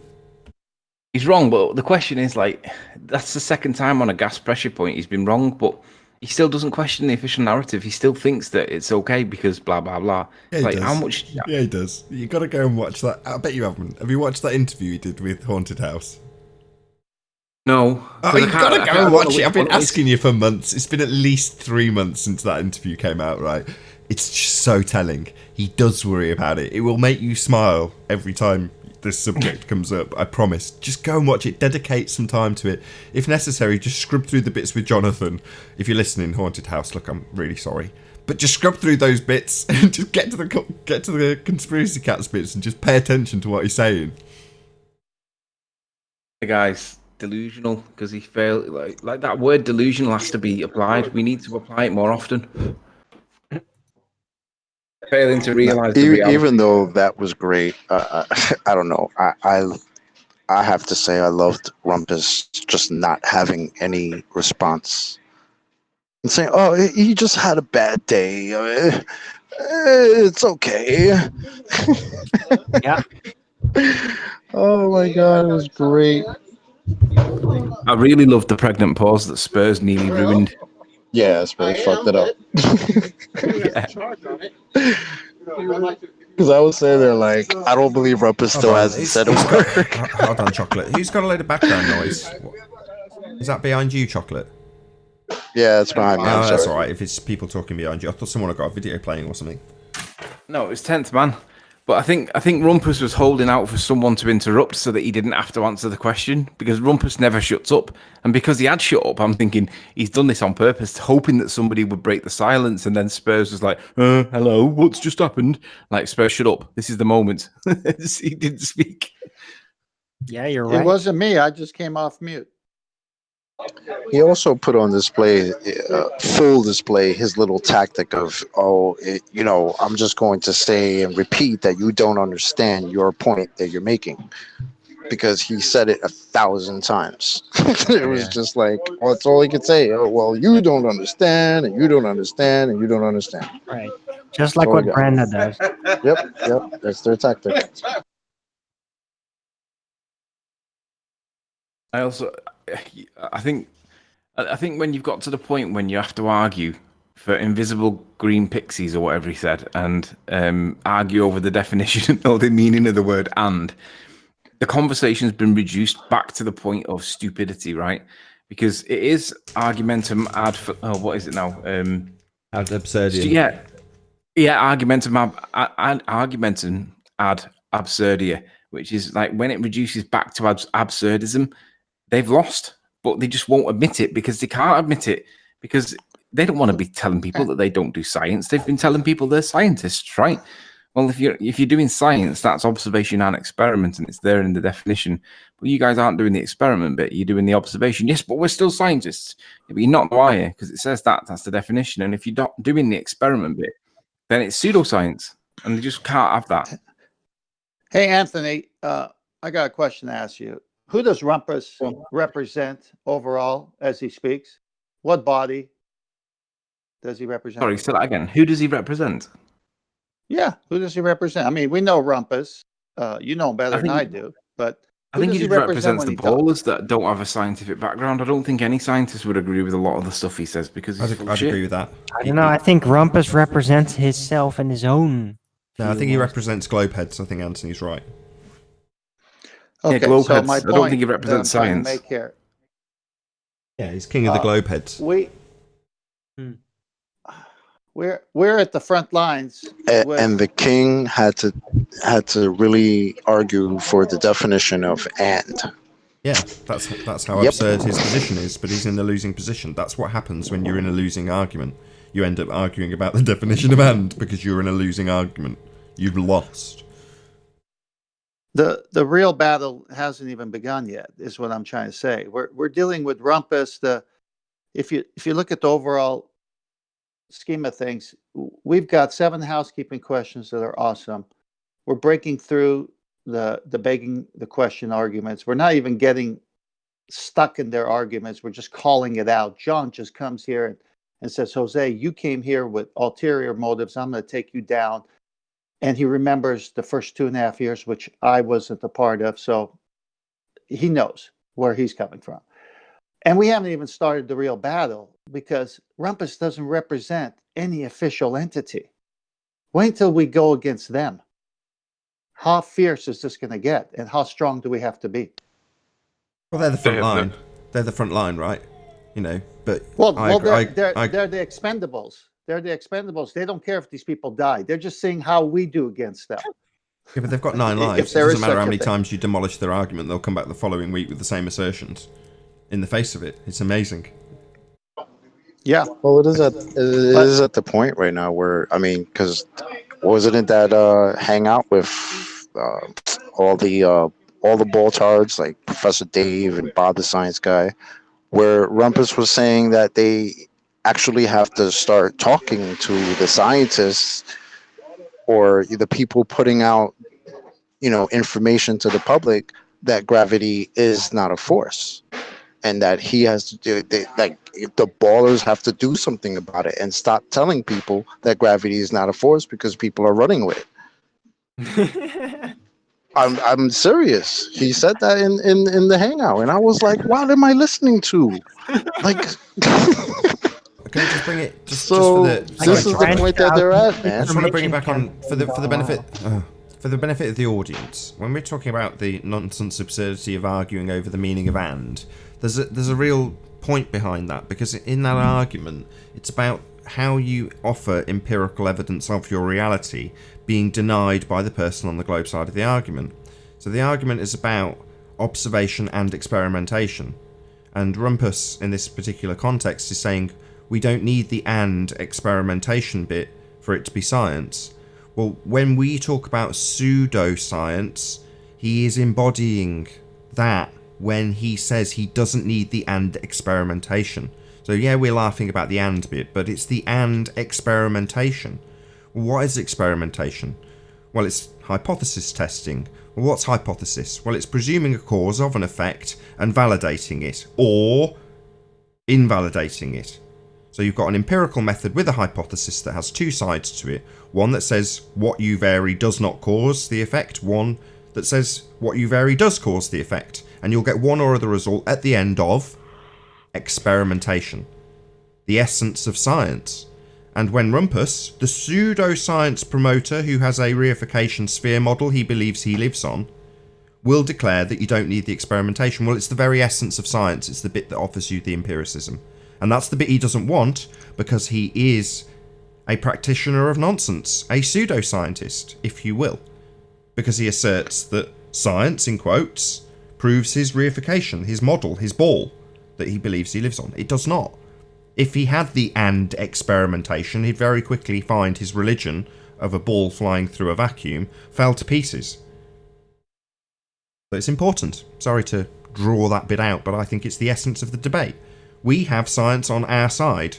They assert science continually, ad nausea, and don't have any. That's important.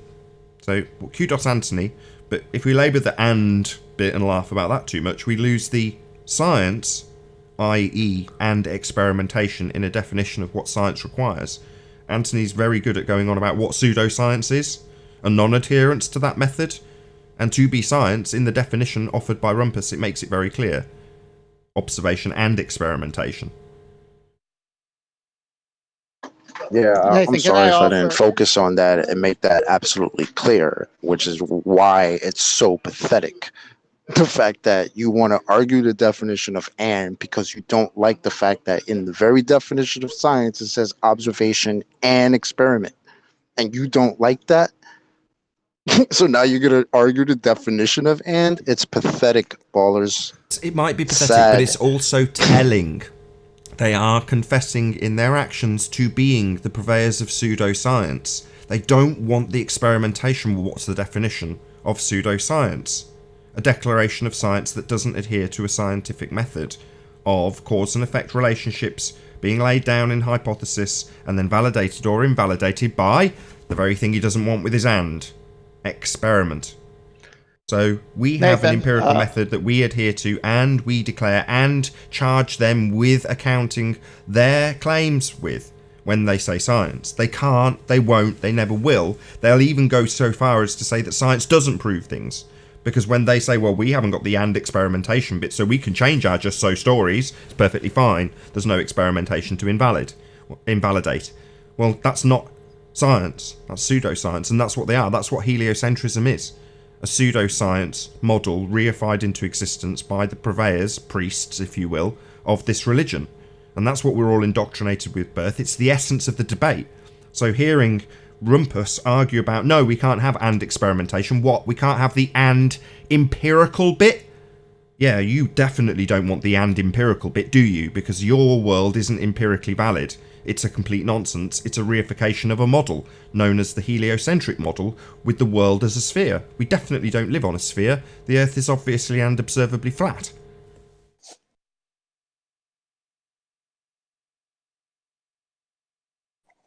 Well said. Just want to say there was a time in the past that made me really respect your show. And I'm not saying this to line your pocket with anything. When you went on to Globusters and had to tell Bob, hey, I know you're on the same side, but you're not doing science properly. It's an empirical method. It's a method. And we all know what happened from that show. You risked a lot for standing on your position. Every show puts up with the Globers, but this show that I'm aware of. Now, maybe there's other shows that have 7 housekeeping questions or something like it, and they stand with the truth no matter what, but I haven't found one. So that was the demarcation line for me to say, this is the group I'm going to, throw in my effort, behind, because you stand for something, you fight for it, you expose the lies. You did it today when Jose came on. He came to comment on something he has never heard fully. It's been over 100 shows since Muser talked. He still hasn't gone back, but he's probably done many shows where that topic came up. Yeah, but do you believe him when he says that he's never heard it? Hold on, just kudos What's first. that? Hold on. Do you know where the housekeeping questions originated? It was Sleeping Warrior's idea. It's wonderful.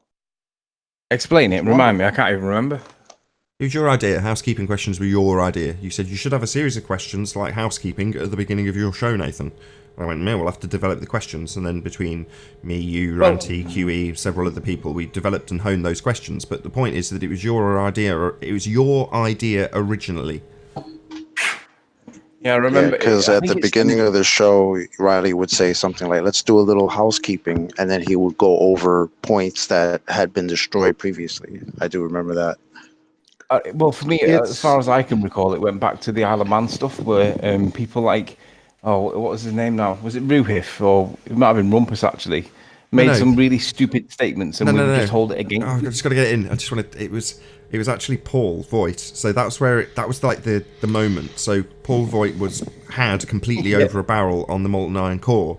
So technically speaking, I would say that the first housekeeping question, which I still like, I love that question because it's so absurd. Any evidence of a molten iron core at the centre of a presupposed spherical Earth? That's Paul Voigt over a barrel with a housekeeping question. Yes, it is. Yep. And he still hasn't come back with that. Still waiting. Go on, QE. Genetic fallacy. Explain the genetic fallacy.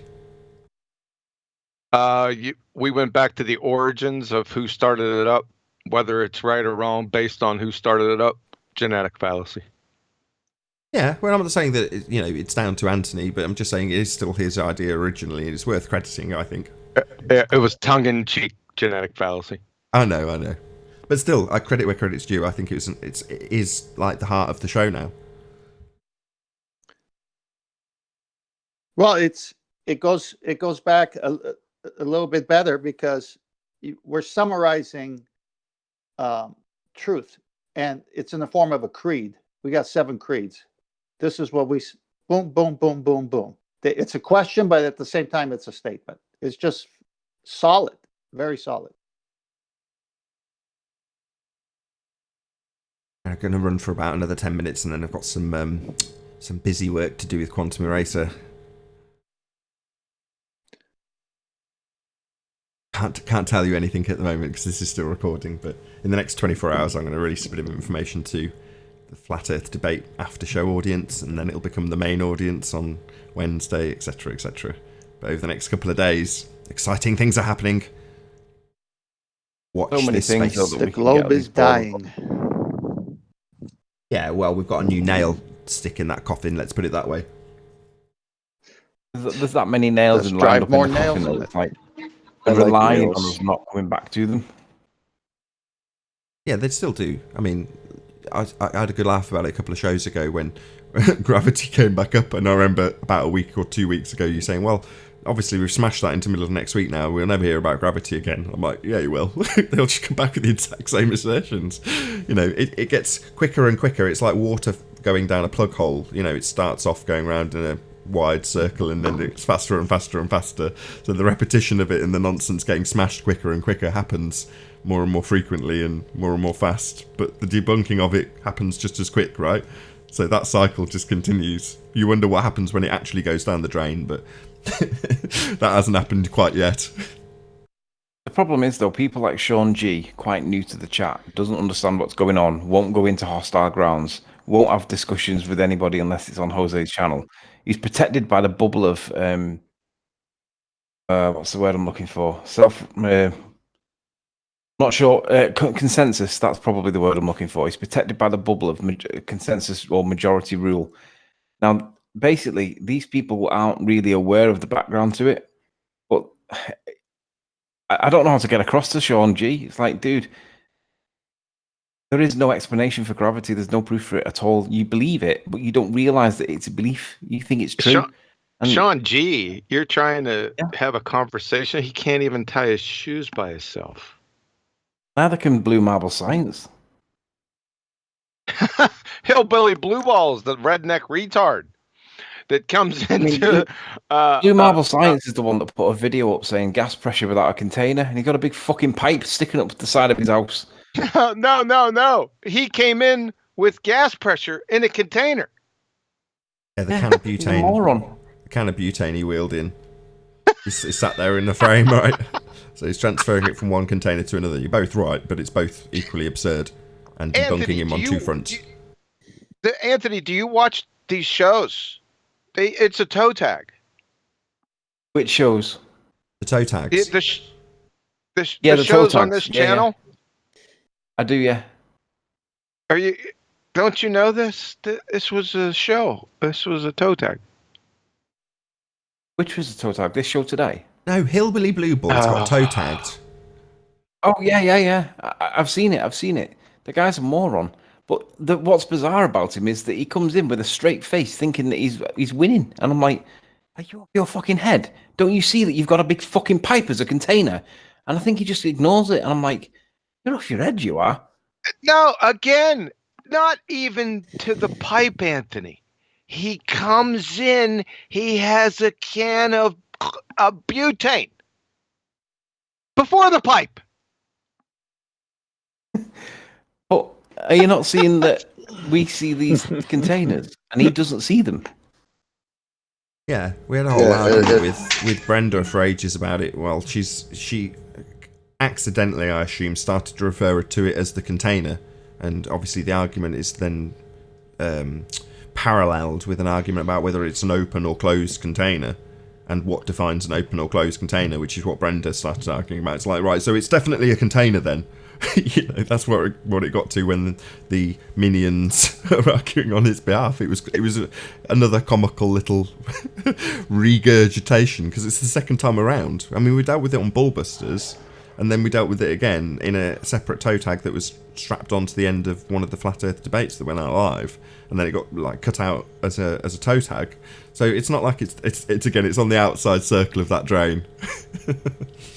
The thing that's annoying is that the flat earthers themselves know that these arguments exist, the counters to these arguments exist, but I don't hear many people using them, and I'm like, what's going on? There's 250, 300 people watching, and when they bring up the container, the first thing they should be saying is, well, how do you have the gas pressure in the first place? But they're not. They're arguing about the minutiae of the container, and the minutiae of the gradients, and I'm like, guys, we're missing the bigger picture here. The bigger picture is, how do you have the container and the gradient in the first place? And that bit, they don't want to address that. They want to spend all the time arguing about the gradient. And I'm like, you can't even have the gradient without the container, guys. Come on. Because you know what's happened now. Now, whenever a flat earther asserts that you can't have gas pressure without a container, for some reason, it's like it was Nathan and Quantum Eraser that came up with that. So now we get called, Nathan Parrots if we use that argument. It's like, guys, it's because it's one of the best arguments against your ridiculous globe, except for the fact that there's no curvature. See if I get. Or They rotation. do the Hold on, same hold thing, on. but in reverse. When you cite Einstein for gravity not being a force, they Let's go, see "Oh, if I yeah, but get- Einstein, does he speak for everybody?" Or Neil deGrasse Tyson's Well, another this one. track goes off on a sideline. So let's see if I get accused of a genetic fallacy again. So Yeah, there was I'm sorry, I'm going to interrupt you. That was a genetic fallacy that Chuck. I didn't even get to say it, and he did. Okay, fine. Yeah, there it goes. Did I take it? Did I take it from you? Yeah, go ahead. No. God, I'm sorry. As soon as he started saying it, now, Chocolate didn't.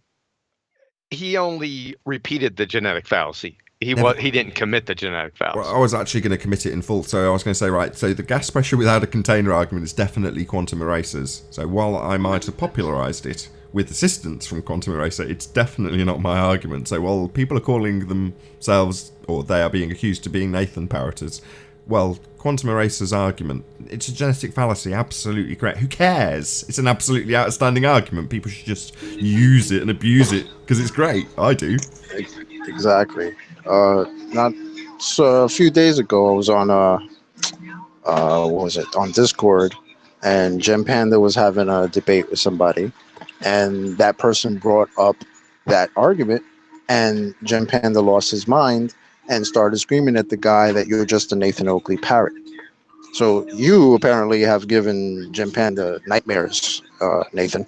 So Yeah, kudos to that. But the response is the same. You know, I'm just repeating you now, John. That, you know, just point out the fallacy that's being used. It's a genetic fallacy that Gem Panda's used against that opponent. Cheap, fallacious tricks. That's all they've got. Yeah, it's come from blah blah blah. Who cares? How'd you have gas pressure without a container? Yeah, we're still waiting. Gimp Panda, still waiting on the birds humping natural experiment, please. This clown, Gem Panda, I don't know, dude. Retard is such a light word to use for him. I don't know. Have you listened to some of this guy's arguments? And he was back there when I came into the fray. And we tried to step by step. I remember this one hangout. It was on Jem's channel. It was a whole bunch of us in there. Me, Cathexis, Big L. Timmy was on there. And we were trying to explain to him the Coriolis effect. And it was painstaking. We were going step by step by step. Even Timmy started laughing at Gem Panda. Right? Even Timmy got the argument. See, Timmy knows the argument. I'm pretty sure a lot of your points were mute, though, weren't they?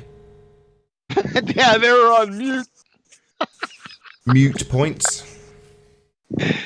They were purely mute points, man. But that Gem Panda, what a character he is. He doesn't understand the difference. Many things. This is just one. This is his big one. He doesn't understand the difference between angular velocity and tangential speed. And this is with the Earth rotating. Used to always go around. You know how you don't hear it too much anymore. You know, the argument that the Earth is only spinning one rotation per day, slower than a clock hand on a hour hand on a clock. You know, they don't use that one too much. But that was Gems for about a year. Just a moron, right? Just parroting nonsense. Yeah, it's like a child's argument. Clumsy equivocation fallacy, basically.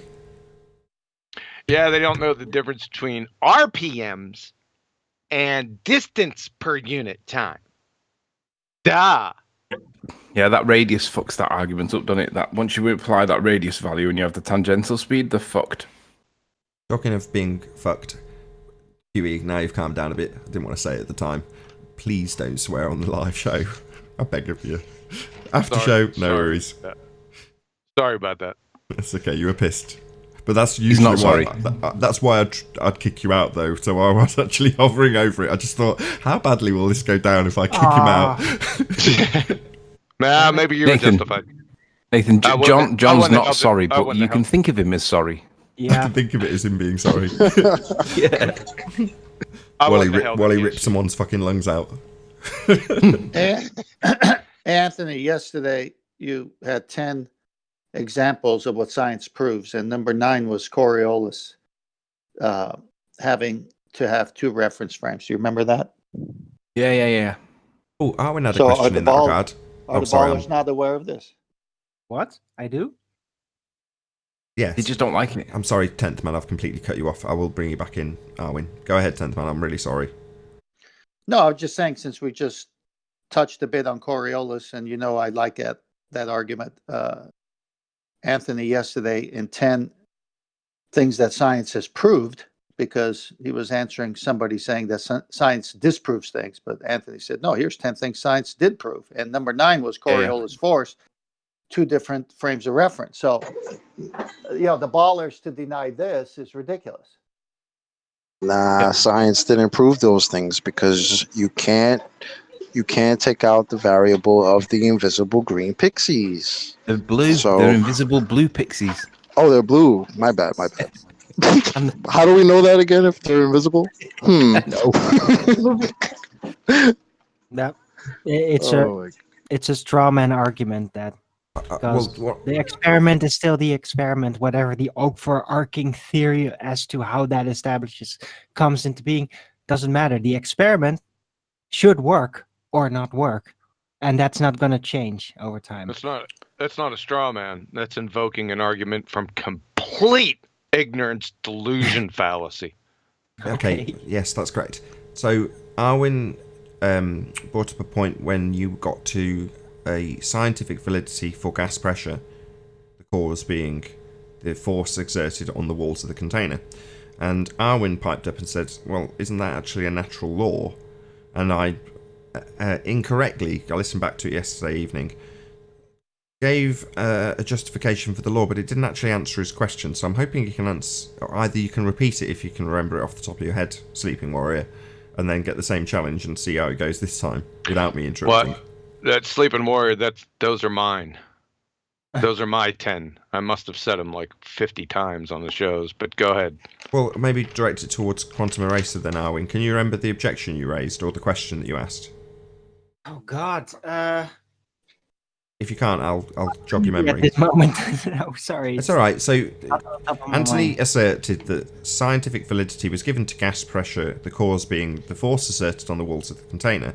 And your question was sort of, to paraphrase, isn't that a natural law as opposed to something that's been given scientific validity by experimentation?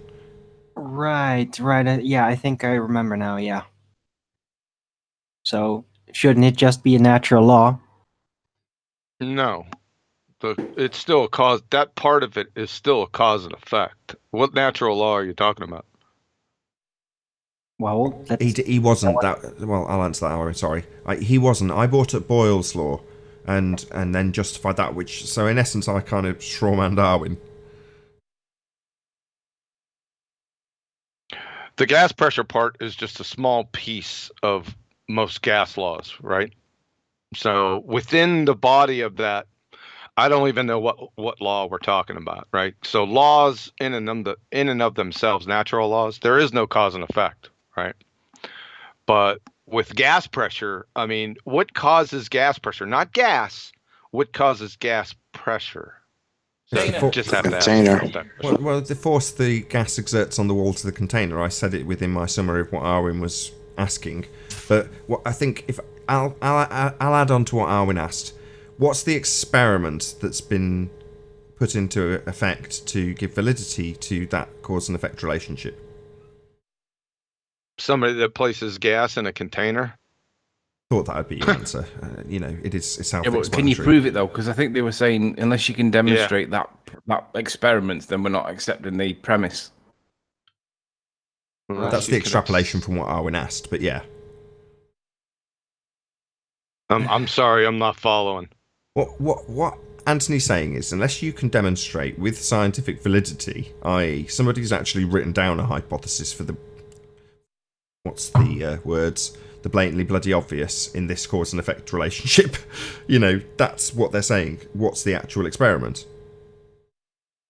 Like the Cavendish demonstrates, according to them, mass attracting mass, right? I don't know. Mass doesn't track mass. Number one, you're trying to make an analogy with mass. You can't even define the damn thing. Let's get back on the topic. But they were basically asking for an experiment. Hold on. Just go ahead, Kiwi. Asking me for an experiment. I mean, do you want me to cite an experiment, or you just want me to tell you? Tell me. What would be the independent variable in this experiment? Walls of the container? Yeah, it's that simple. Okay. So it's fairly easy to do yourself, but there isn't actually somebody who's gone to the effort of doing this. Yeah, anyone that's put any gas inside of a container and pressurized it, just all those. Okie doke. And with that, I'm going to say a huge, massive, enormous thank you to all of you who tuned in on the Nathan Oakley premiering stream for hopefully smashing the super chat, liking, commenting, sharing, subscribing, and all that good stuff. Be sure to check out nathanoakley.com and the Flat Earth Debate Forum to keep up to date with the community debate. Again, another massive thank you to all of today's debating panel for making this after show possible. I've been Nathan Oakley, and I'll see you all in the next video. Oh, what a day! What a lovely day!